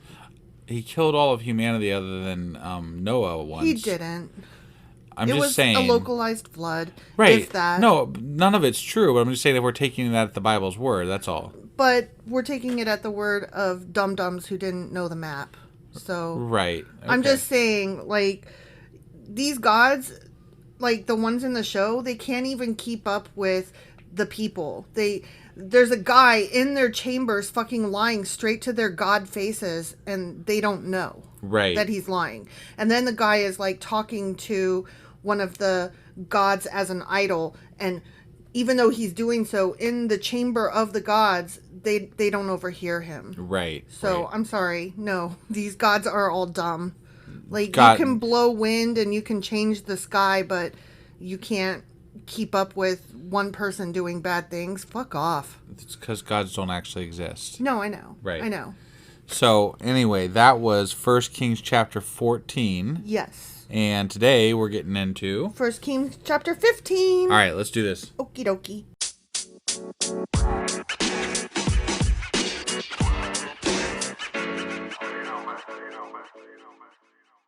Okay, 1 Kings chapter 15. Okay. We're about to talk about Abijam. Abijam, huh? And that is Rehoboam's son. Ah. Okay. Okay. And he's the one that took over for his father. So should we start taking bets? Is he shittier or better? I bet he's worser. You think worser? Worser. How much worser? More badder. How much badder? Way badder. Way badder? Because we don't know his name. Hey, so. Batter. Sawing! Bada bada bada. Yes. All right. Anyway. I think he's badder. What do you think? I'll take the whatever the opposite bet? The opposite one, yeah. You Why think not? he's good? I'll go with better than Rehoboam. Rehoboam. Man, I would not take that bet. I mean, Rehoboam was whipping them with fucking scorpion tails. He was. So, I don't know. No, you're assuming it's scorpion tails. It might have been scorpion faces. Sure. You don't know. He's scorpions regardless. Yeah. Abijam, I forgot. How did I decide to say it? I don't remember. Abijam began to rule over Judah in the 18th year of Jeroboam's reign in Israel. Yeah. He reigned in Jerusalem 3 years. His mother was Maacah, the granddaughter of Absalom. Okay. Remember them guys? Yeah. He committed the same sins as his father before him, and he was not faithful to the Lord his God as his ancestor David had been. So, just same. Same, right out there. Yeah. And he only ruled for 3 years? Yeah. Is it just to, like, fill the gap when Jeroboam was, like, done too? I think so. Okay. But for David's sake, the Lord his God allowed his descendants to continue ruling, shining like a lamp. And he gave Abijam a son to rule after him in Jerusalem. I feel like it's more like a candle that's about to go out constantly. Yeah. I mean, why did he love David so much? I don't fucking know. David was done. Oh, you know what? Speaking of David, it just occurred to me like 2 days ago when I saw a picture of some nuns posing in front of the statue of David on Twitter. Oh, yeah, you told me about and this. I was like, oh...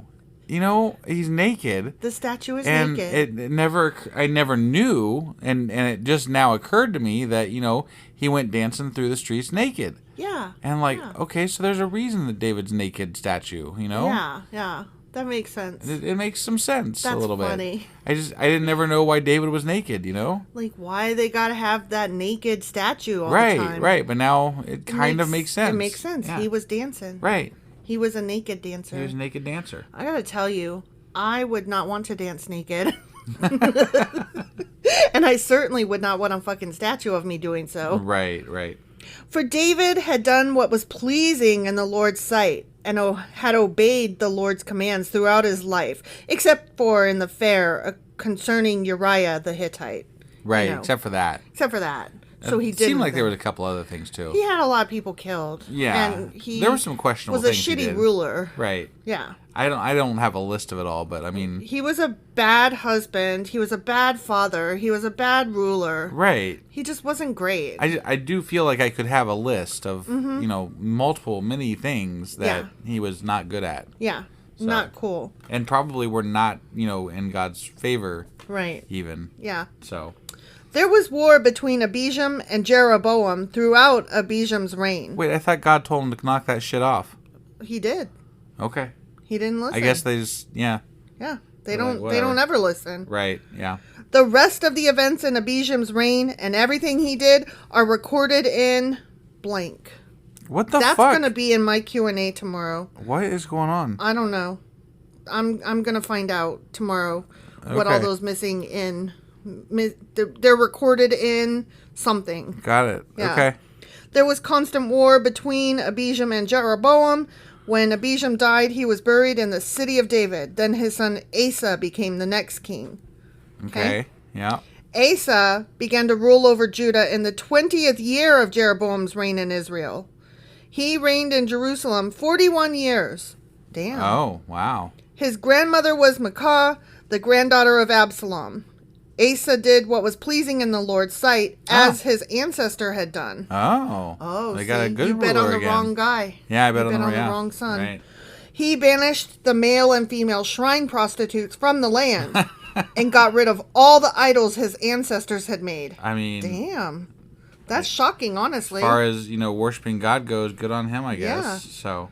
He even deposed his grandmother Maacah from her position as queen mother...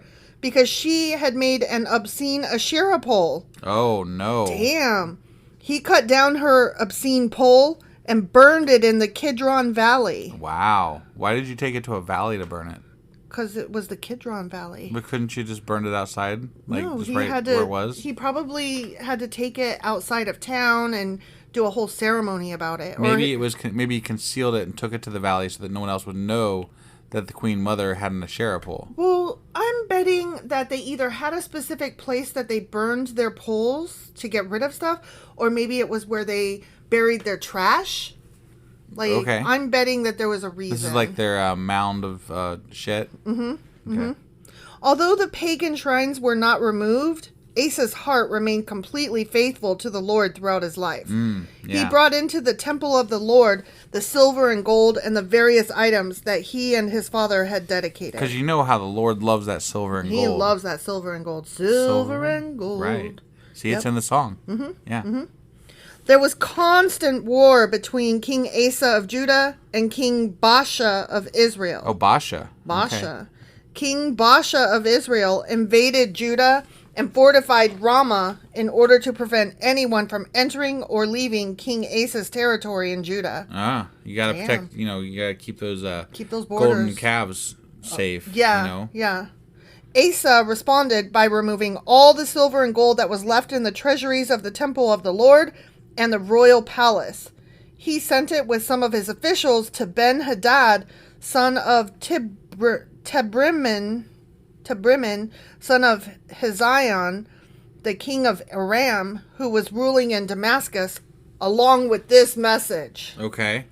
Let there be a treaty between you and me, like the one between your father and my father.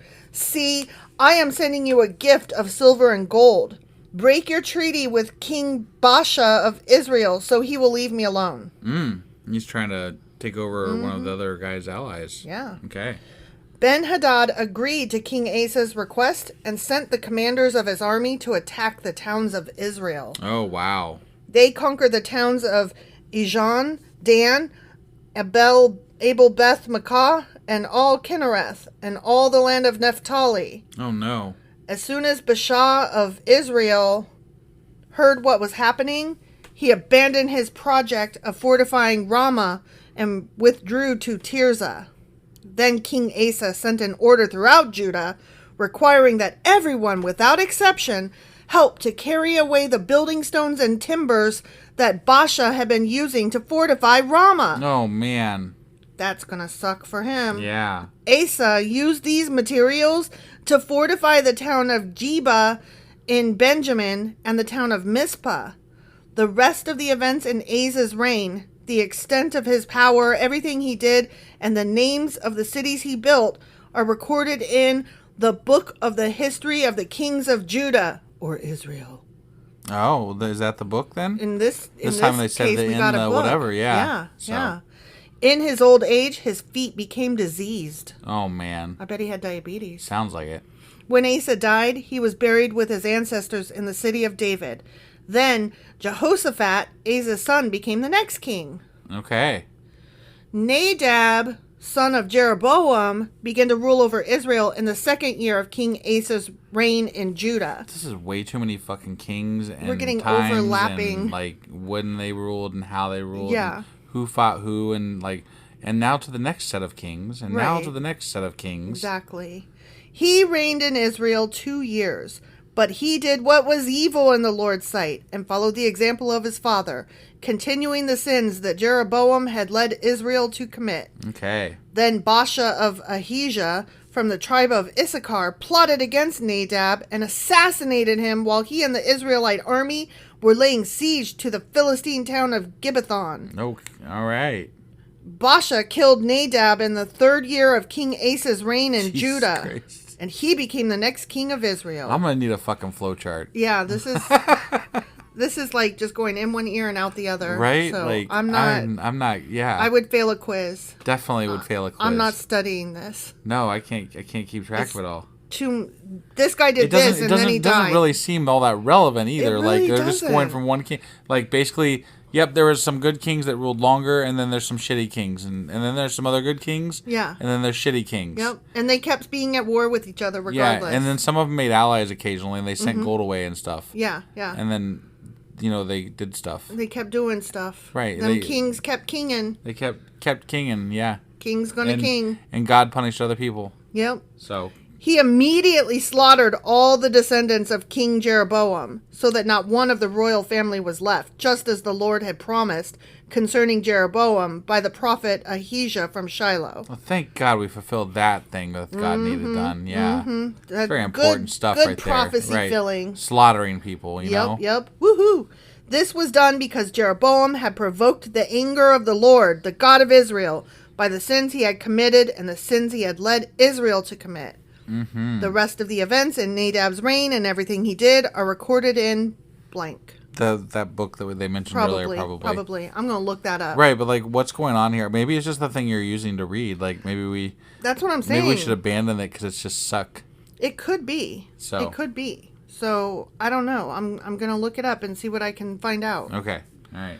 There was constant war between King Asa of Judah and King Baasha of Israel. Yeah, okay. Okay, couple sentences left here. All right.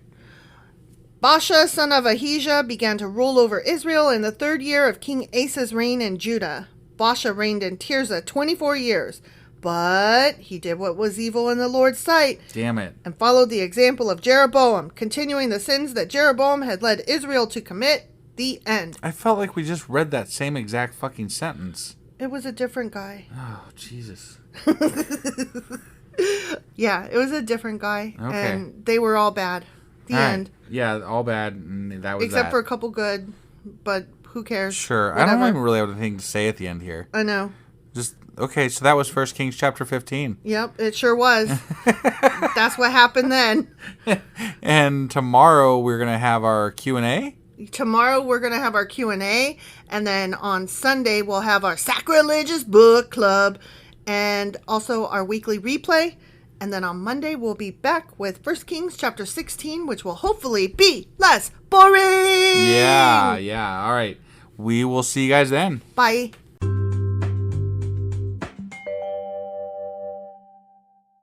Husband, Wife, do you know what today is? it's Q&A. Q&A Saturday. Yeah, that.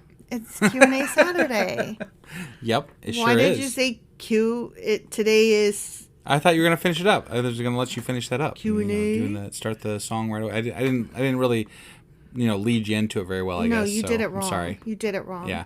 Let's But try it I need again. some credit, though. It's my birthday. It is your birthday. Not when you guys hear this, but, the night that we're recording it. So Right. Yeah. But let's try it again. Okay. So, do you know what today is? Today is... What is today? Today is Q&A Saturday. Yeah, that's better. Yeah. Okay. Yeah. And today we are queuing. What the fuck is up with all those places where The sentences didn't end? Yeah, they just didn't Right? end. Yeah. And it always had to do with it's written in something. But something. they did say something one time. One time. Yeah. Yep. And so we're going to talk about what those somethings are. Okay, is it something? It is something. It is something. Wow, interesting. Okay.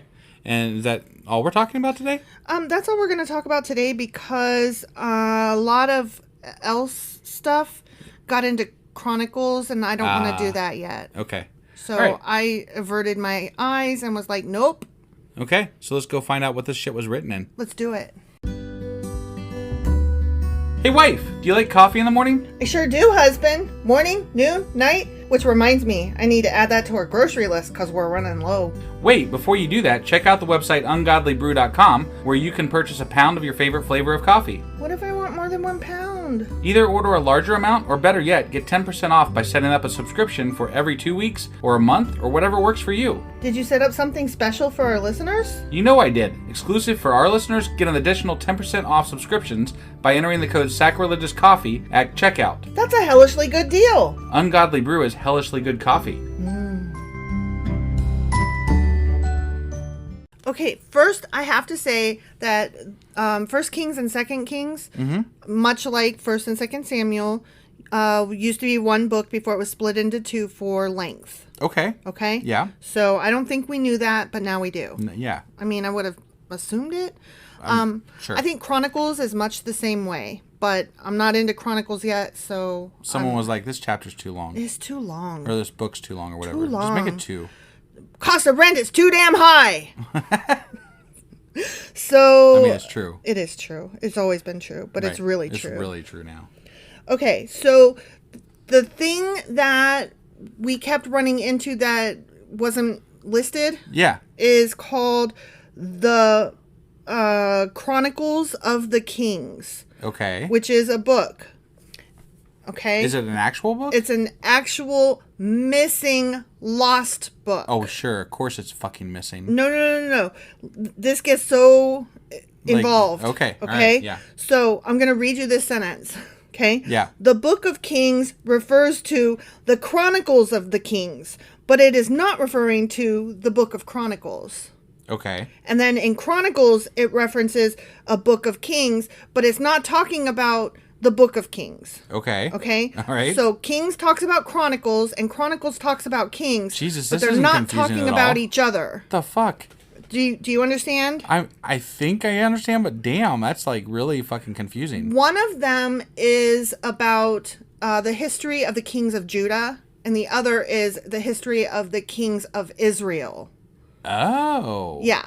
Interesting. And they did actually exist. The book of the Kings. You mean the books actually existed? Yeah. Okay. Yeah. Gotcha. They actually existed. Okay. They are just lost to time. Wow. Yeah. Interesting. But the book of the Kings is parallel to the book of the Chronicles of the Kings. Okay. Okay. It is referenced 45 times in the King James Bible, with a 46th reference to it in the book of Ezra. Okay. Which is one of those books that is in Catholic Bibles, but not Hebrew okay. Bibles. Gotcha. Okay? Yeah. And it was either not included in the corpus of the biblical text, or it was removed at some stage. Okay. Okay? Yeah. So that's why it's lost to us. Okay. Okay? Got it. So it's referenced. These guys back then wrote about it. I got it. Okay. And what I forgot is that First and Second Kings is the last of the Mystic history. Mystic. Thank you. History. Yeah. So once we finish this, we're at the end of that period of So those people Kings putting things the together. King's books are the end of the Deuteronomy Mystic history? Mm-hmm. Okay. Along with those lost books that are referenced. Interesting. Okay. All right.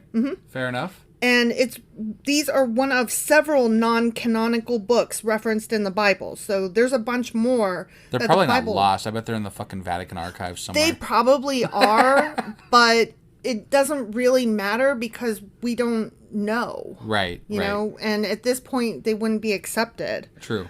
This book is listed as one of the top 10 most important ancient documents lost to history by the Smithsonian Magazine. Wow. Yeah. Interesting. There's a really interesting article on it that I read, and it was so cool. And there was stuff in there that I had never heard of. And highly recommend everybody give that a read. Yeah. Okay? That's really neat.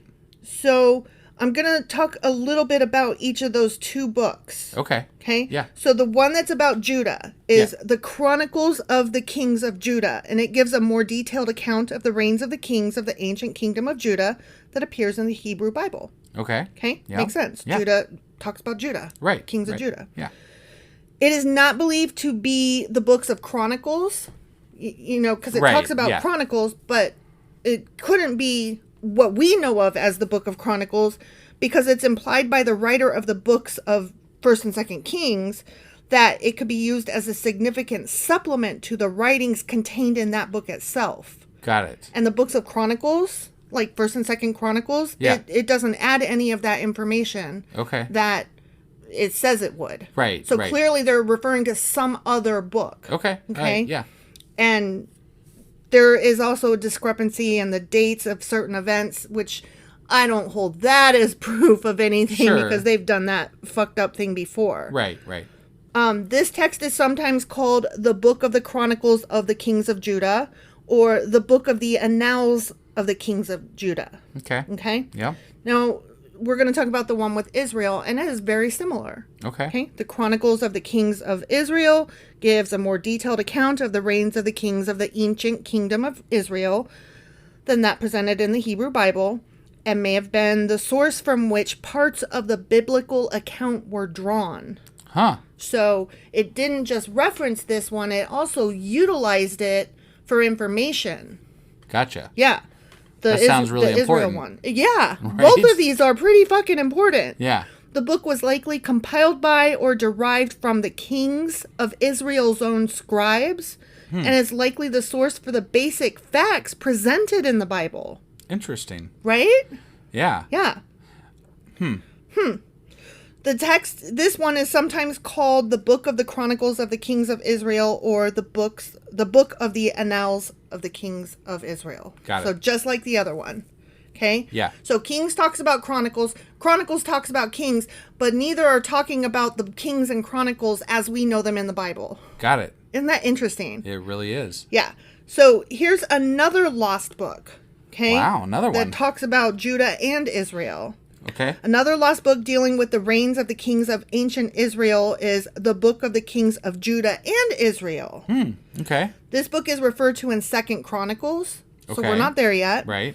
And may be the same as the other 2 Chronicles named in Kings. So the ones that we've already read so far. Sure. Yeah. Okay. Okay. The missing things. Words, yeah. Yeah, the missing words.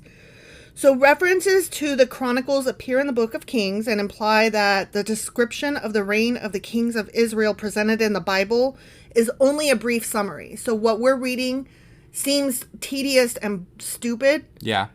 But this other book is supposed to go into great detail. Got it. Okay? Okay. So we're missing out. Right. Because what we're reading is just the brief summary. I gotcha. A fuller account would be found in these missing chronicles. Okay. Okay? Yeah. And as to why these titles of these books are missing in the thing that we're reading, yeah, I could not find any explanation for that. Okay. They shouldn't be missing, though. They shouldn't be missing. So it's just the place where we're reading that is not I'm correct. wondering if maybe they meant to put links in and neglected to do so and forgot that there were words that were supposed to be there. Okay. All right. But all the words that are missing are these books. Got it. Okay. And I went through and made sure that I wasn't just, right. Losing it. And, right. Like what?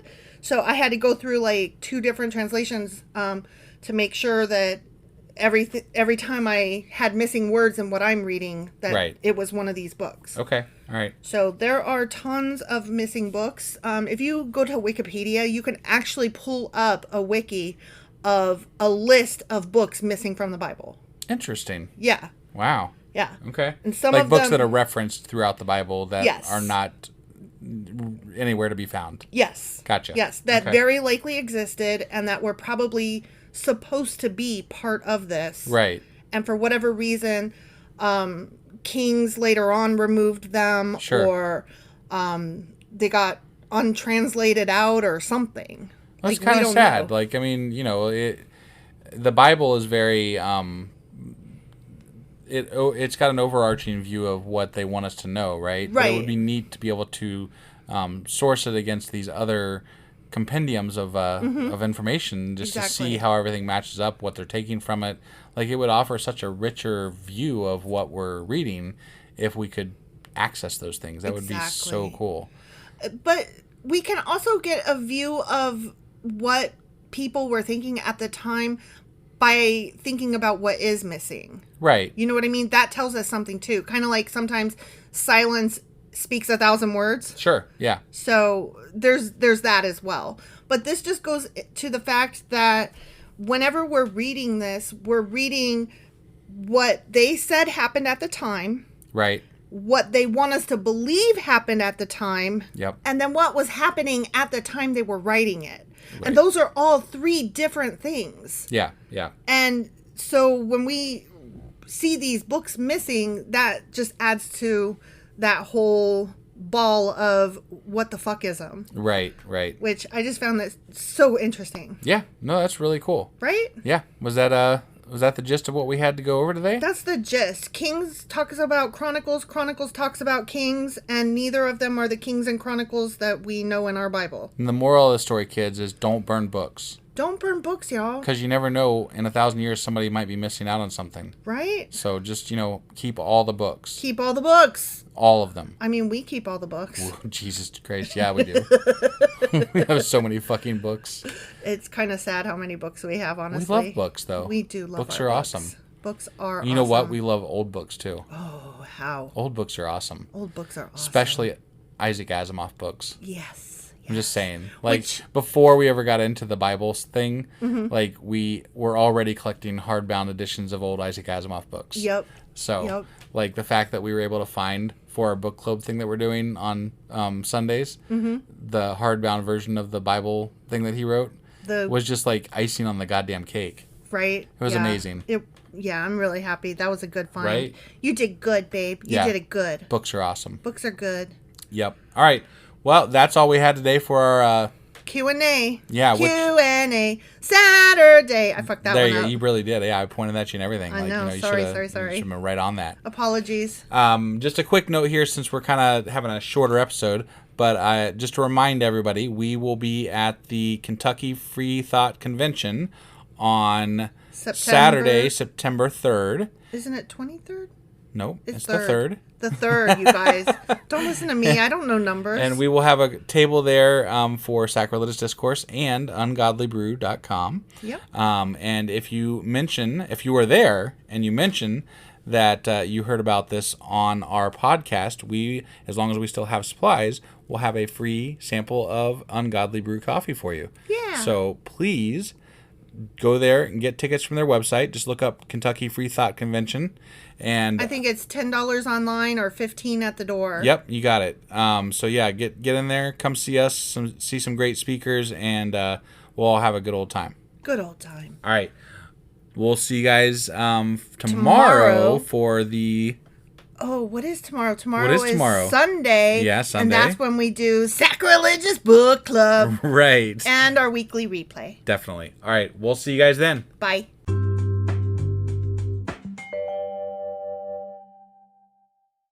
Husband. Wife. Guess what we're doing? I know what we're doing. Sacrilegious Book Club. Yeah, that. That's what we're doing. That's what we're doing. We are still in the book of Exodus, of Asimov's Guide to the Bible. Yeah. And today we are covering pages 130 through 142. Sounds great. Let's go do this shit. Okie dokie.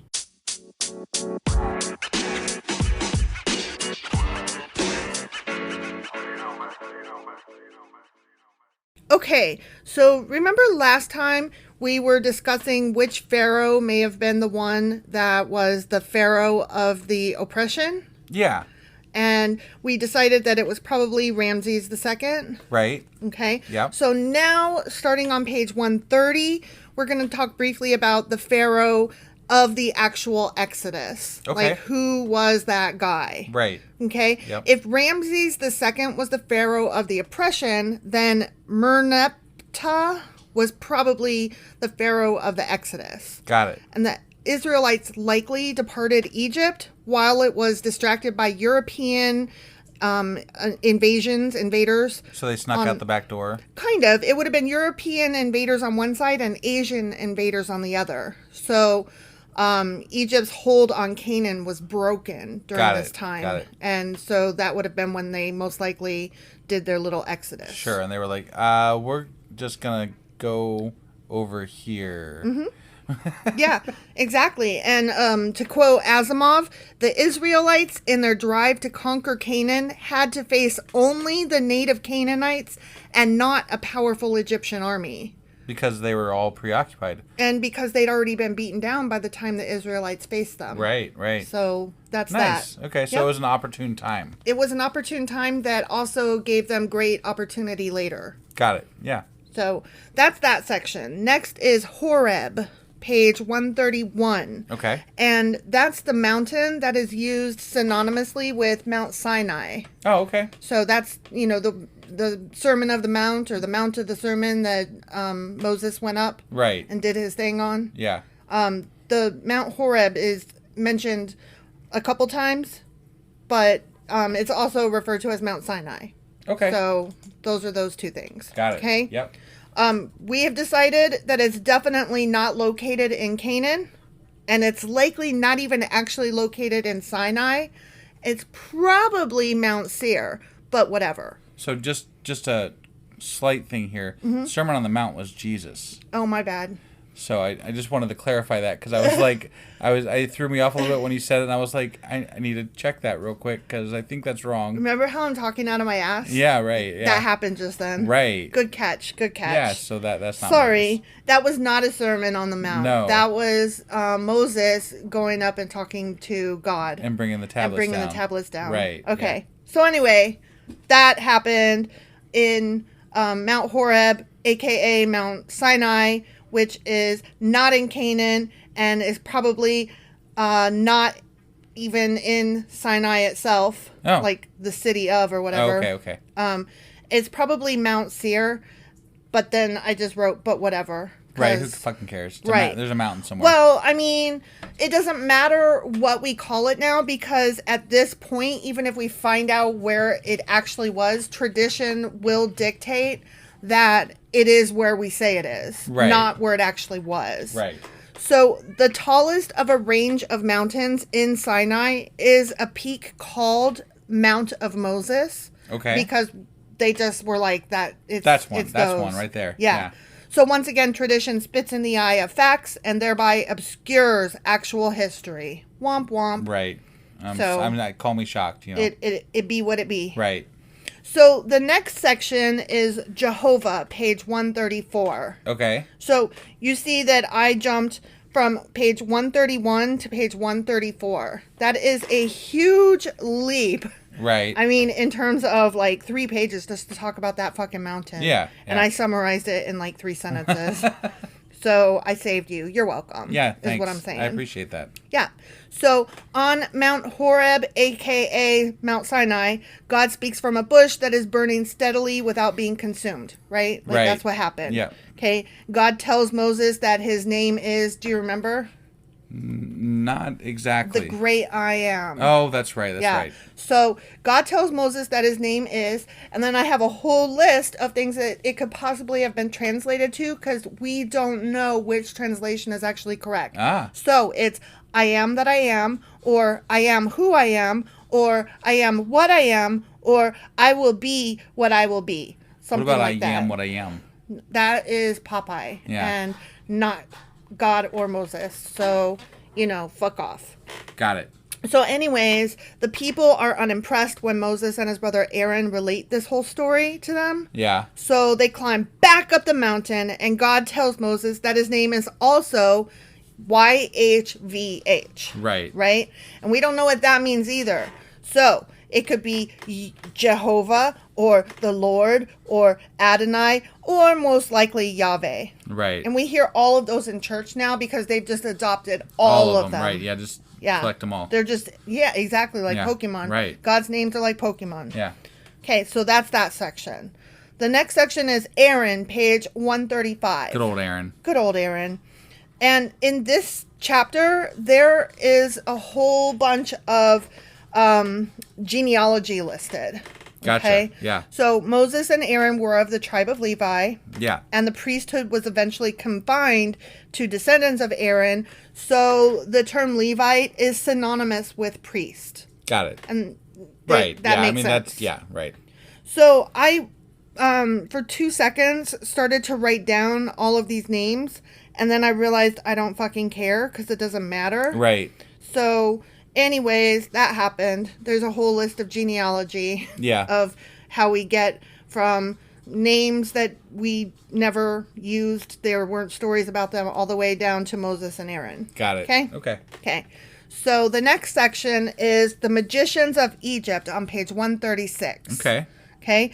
And this is exactly what I wrote. Ugh. So after that boring genealogy report, back to the story. Right. Which is exactly what happens. And that's kind of a summary of what Asimov actually wrote. Got it. So, but mine is better. So Moses and Aaron tried to impress Pharaoh by turning a rod into a serpent. Yeah. But Pharaoh thinks it's just a trick, so he's super unimpressed. Right. And then Pharaoh tells his magicians to duplicate what he calls a parlor trick, but of course they can't. Right. Okay? Yeah. Now, this part was really super interesting to me. Based on a brief passage in 2 Timothy, which I think is New Testament stuff, so we're like way long from that, okay? Yeah. So based on a brief passage in 2 Timothy, there's a Jewish legend which states that the magicians' names are probably Janus and Jambres. Okay. And that they were so impressed by Moses that they eventually joined the Israelites, but they died in the course of the Exodus. Oh, wow. But that's just a Jewish legend. Sure. Okay, so it's just a story. Right. And I thought that was really cool. Like, we have potentially their names based on this legend. Right. Or based on a line from Timothy that has these names. Right. But these names were clearly added at some point later because there are no other names that are even similar at all to that kind of name during that time period. Got it. So those names are anachronistic. Got it. And they can't possibly... They were added whenever that portion of the Bible was written. Right. Okay. Okay, so next section is Passover, page 138. You mean the great murdering of children? Exactly that. Yeah. Yes. So Moses and Aaron bring a series of disasters upon Egypt. Plagues, various pestilences, unusual weather, and those are all collectively called the 10 plagues of Egypt. Right. And we all know those, okay? Yep. No reference to these plagues is found in any source outside the Bible. But there was a theory in the mid-1950s that maybe the planet Venus had undergone a near collision with the Earth, causing mayhem.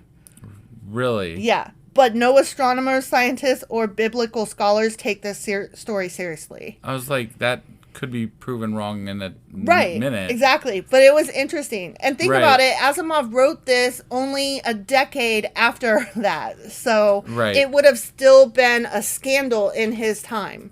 You know what I mean? Right. Okay, so the 10th plague was the biggie, wherein the firstborn male of every house in Egypt was slain by God. Right? That's the one that you were referring to just now. Yeah. And the Israelites, of course, were spared due to the blood of the lamb that they had been eating that evening in a ceremonial meal. Yeah. That blood being placed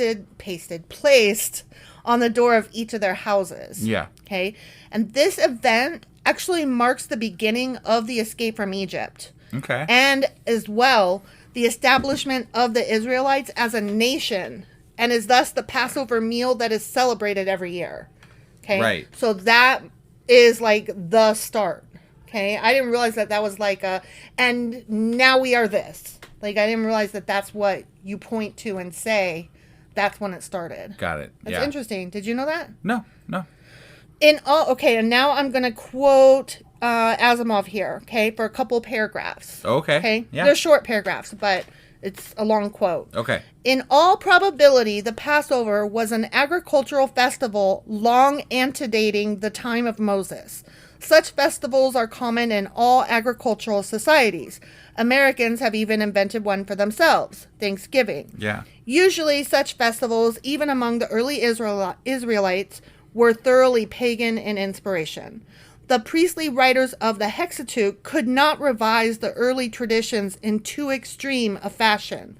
The various festivals were too popular and too deeply ingrained in tradition to be done away with. The best that could be done was to associate them firmly with some legendary event in biblical history and divorce them from idolatry. Gotcha. Passover, the most important of the agricultural festivals, was associated with the most important event in the early legends, the Exodus. So, yeah, right. No, that's right? cool. And I mean, that's nothing we didn't already know, but I thought he just phrased that so succinctly that there was no way to summarize that. Right. No. That was great. I mean, we all know that, not we all know. I mean, most of us know that have done any research into the biblical stuff that, Christianity, Judaism, etc., adopted a lot of pagan ideas and a lot of pagan gods even, and just... They usurped that which came before them, right, and added it in or used it. But to me, some of the most interesting stuff is finding out how it was usurped, how it was taken over. Which part was old and which part was added. Right. So I didn't realize, remember we were reading this, and at the time we were like, but Passover is Easter and Jesus related, so I don't understand, why. But it's not so much, I guess. It is. Oh. It is. What happened was Jesus was crucified and resurrected during Passover season. Okay. Okay? And that's how those came to be associated with one another. But originally they weren't. I mean, obviously, no, there's Judaism and then there's Christianity, right? Right. And so, obviously, technically, there's not really a correlation other than they happen in the same season. Right. So, Jewish families will celebrate Passover at the same time that Christians are celebrating Easter. And Passover. Sort of. Kind of. Right. Not really. Not as much. No. So, you'll see them going to church for Passover, but what they're really celebrating is Easter, and the days leading up to it are called Passover, but they are celebrating the walk that Jesus took. Right. So theirs is Christians are completely Jesus-oriented. Right. Whereas the Jewish are actually celebrating Passover. Yeah. And I just find it so interesting that these two things happen at the same time, and so two related but very different religions celebrate at exactly the same moment in time two different portions of that. I find it interesting that Christianity, having basically taken the Old Testament and Judaism as their base for their religion, it always shocks me how little they understand and know about the Old Testament. And exactly. This is still their God, exactly. This is still things that happened to their people or whatever, their religion in the past prior to Jesus.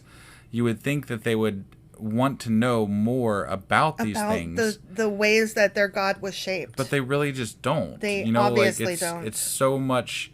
I mean, the way I grew up with it, while it's taken very seriously where I live, it's still almost a Hallmark religion. It's they don't really... It's all sayings and cards and fucking... just grandiose ideas, Easter egg hunts and shit like that. Yeah. No, it's definitely a very Hallmark religion. Yep. For the most part, in my opinion. No, I totally One agree. that is very dangerous, but also very Hallmarky. Yeah. So that was that section. Moving on, we come to Abib on page 140. Good old Abib. Well, Abib is when Exodus took place, during the month of Abib. Oh, that's right. That's the months. Yeah, That's right. Yeah. And Abib means kernel of grain, which makes sense. Sure. There's a whole bunch of words that he wrote about that, but we literally just covered these months in one of our most recent reading of the Bible episodes. Look at us doing so good about I things, know, right? So I didn't summarize past that because Okay. I'm like, oh, we already did that. Basically, Abib is April, I think, right? Kind or of, thereabouts, maybe. anyway, Yeah, somewhere in there? Yeah, somewhere thereabouts. Okay. I'm not going to say for sure, but that sounds about right, maybe. Right. Next, we come to the Red Sea, page 140. And that's the last... one that he parted? That's the last section that we're going to cover. Okay. Okay? Yep. For today, anyway. All right. Okay, after the 10th plague, Pharaoh was finally like, oh my God, get. Right. So he finally capitulated and was like, you can leave. Right. For real this time. Right. And as I recall, there was more than one back and forth of you can leave, but just kidding. And you can leave, but only if. Right. And all that. That happened a lot. Yeah. Right. So, but he finally let them go. And you know what happens if you go? What happens? You wake up. Wake me up. up. You gotta wake up before. You go. You go. Yeah. Yeah. And don't leave me hanging on. Like a yo-yo. Like a yo-yo. Yeah. Yeah. Exactly. No, definitely. That's you got to do it that way. Do it that way. Right. Yeah. So these guys traveled east, which was the longer route. Because if they had traveled the shorter route going north... Wait, east. Okay, north. Yeah. Yeah. Like the map I drew that one time. Mm-hmm. Like, why it's 5 days walking. Yeah, if they had traveled north, it would have been the shorter route, but there were attackers from the north who would have totally taken on these newly liberated slaves who were unused to war. I see. So God had them go east to avoid all those bad guys. Yeah, God had them do that. Yeah. Right. So, I mean, for them, it's a good thing that they didn't go north, because then the story never would have happened. Right, yeah. That would have been so tragic, you know? But that answers that question. Right. Why they went east instead of north. Yeah. I mean, they probably knew. If they'd have gone north, we'd have had a whole different fucking religion today. Mm-hmm. Or none. Man, right. That'd be cool. That would be cool. Right. So, anyway, they went east and they found the Red Sea, one of the most unpleasant parts of the Indian Ocean. Okay. Okay? Yeah. Which, that answers that question. Like, before we were like, wait, is a sea part of the ocean? I think the answer is yes. Okay? A sea is part of an ocean, or it's a outpouring of an ocean. It's a piece of an ocean. Okay. It's where an ocean goes. We had talked about this before. Do you remember? No, but that doesn't sound right to me. Well, exactly. Okay, Asimov said it, so it's got to be true. Okay, all right. He said that the Red Sea is one of the most unpleasant parts of the Indian Ocean. So, gotcha. Eat my ass. Okay. Okay. What are you looking up? I'm looking up the Red Sea. Okay. Yeah. So there, it's right there. See? Yeah. Like it's between Saudi Arabia and Egypt. I see, but they don't. Right. No, I know. But it's so I guess it is connected to the Indian Ocean, but it's almost set apart. Like it's almost. But it gets its source from the Indian Ocean. Right. It does. So that's why it's fully sourced from that. It's not sourced from anything else. True. And so that's why he calls it a branch of the Indian Ocean. Very true. Very true. Okay. So, anyway, it's the most unpleasant part of it because it's so fucking hot. Okay. And the Red Sea separates the African and Arabian deserts, and much of its water evaporates in the baking sun. And it's got such a high salt content, which, I mean, we talked about that other river that was similar situation. Right. So, I mean, that's why we have in our head these images of the Middle East is nothing but hot desert. Because it is? Because it is. Right. Right. And then he went through this whole litany of possibly why it could be called the color red. Okay. But at the end of it, nobody fucking knows. Got it. There's not even stories or legends. He was just postulating maybe it's because there was a bacterial infection of microbes, which that can turn the water red. Right. It changes the pH level of the water. It could have been that there were red rocks or shells. Maybe it was from all the killing. There's just blood draining there into was the blood, sea. Right. It could have been the way the sun set made the water appear red from one angle. But, I mean, he's just putting all these ideas out I don't fucking know. Sure. And that's the end of that. Asimov doesn't fucking know, and we don't fucking know. The end. Okay? Got it. So that finishes that section. Okay. And... Didn't Moses part the Red Sea, though? Well, but that's probably in the next section. Okay. Right now we were just talking about the geography and understanding of the Red Sea. Got it. Yeah. Okay. Keep in mind, Asimov is not really going through a reiteration of what happened so much as placing what happened. He's assuming you already know what happened, and he's placing that in context of history outside the Bible and geography of the time. Got it. Okay. So when I give these little this happened, that happened, That's him saying, remember how when you read the Bible, this happened, that happened? Right. And I'm like, yes, I totally remember. After I do all this research, hang on. Yeah, exactly. And yeah, that's why I'm glad I'm not doing more than once a week, because I would not be able to keep up. Right. So the next section that we will cover next week will be pages 142 to 153, and that will finish up Exodus. Wow, that's quick. That's quick. Yeah, I told you this section was much smaller, much shorter, and that this whole chapter, Book of Exodus, would only be 3 sections. Gotcha. So we have finished 2/3 of Exodus now. Okay. In Asimov's book club. Awesome. Okay. Yeah. So that is that. Did you have anything you wanted to add or comment on besides that our cat was being an asshole? Right? Our cat was being a complete jackhole. Like this whole episode, she was jumping on the table and shaking God. it and like attacking our chairs. Right? And now she's probably crashed out sleeping somewhere because we're finishing up. Yeah. So. Yeah. So good on her. Yeah. She knew what to do. And we, the consummate professionals, went through this like nothing was happening. Like there was no cyclone in the background. I mean, they might have heard the cat meow a couple of times if they listened really closely. You might have heard the table shaking, squeaking. Yeah, that was... that was pretty fucking bad. Right? Oh, well. Apologies, you guys. Yeah, if you heard it, sorry about that. Whatever. Anyway, that was our... Sacrilegious Book Club. For this Sunday, and we got our weekly replay today if you do that thing. If you do that thing. Right. And then tomorrow we will be back to our normal reading covering 1 Kings chapter 16. Yep. We will see you guys then. Bye.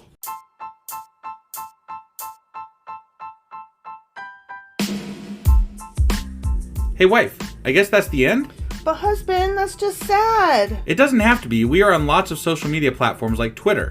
Our handle there is sacrilegious_D. For D's nuts. Oh my God.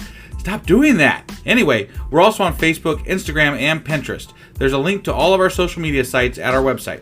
Ooh, we have a website? Yeah, it's sacrilegiousdiscourse.com, where you can also find a link to our merch shop. We have a merch shop? Yep, we have podcast-themed clothing, mugs, notebooks, and more, as well as an atheist and science-themed products.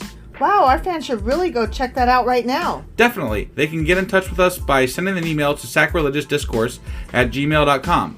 But before they do that, we could really use some help. Oh yeah? With what? Well, it's not free running the podcast, and we need some financial support in order to get better equipment, which will free up time so we can concentrate on our podcast and our fans. Okay, so what should they do? Head over to patreon.com/sacrilegious discourse and sign up as a contributor on our podcast. Supporters there receive additional bi-weekly episodes that we record just for our Patreon members for as little as $2 a month. Also, we'd really appreciate it if you would like and subscribe on whatever platform you're using. And Apple Podcast reviews help us out tremendously. Like and subscribe. Leave an Apple review. Join us on Twitter. Support us on Patreon. That's a lot of instructions. Don't forget to say thanks. Thanks. Okay, bye.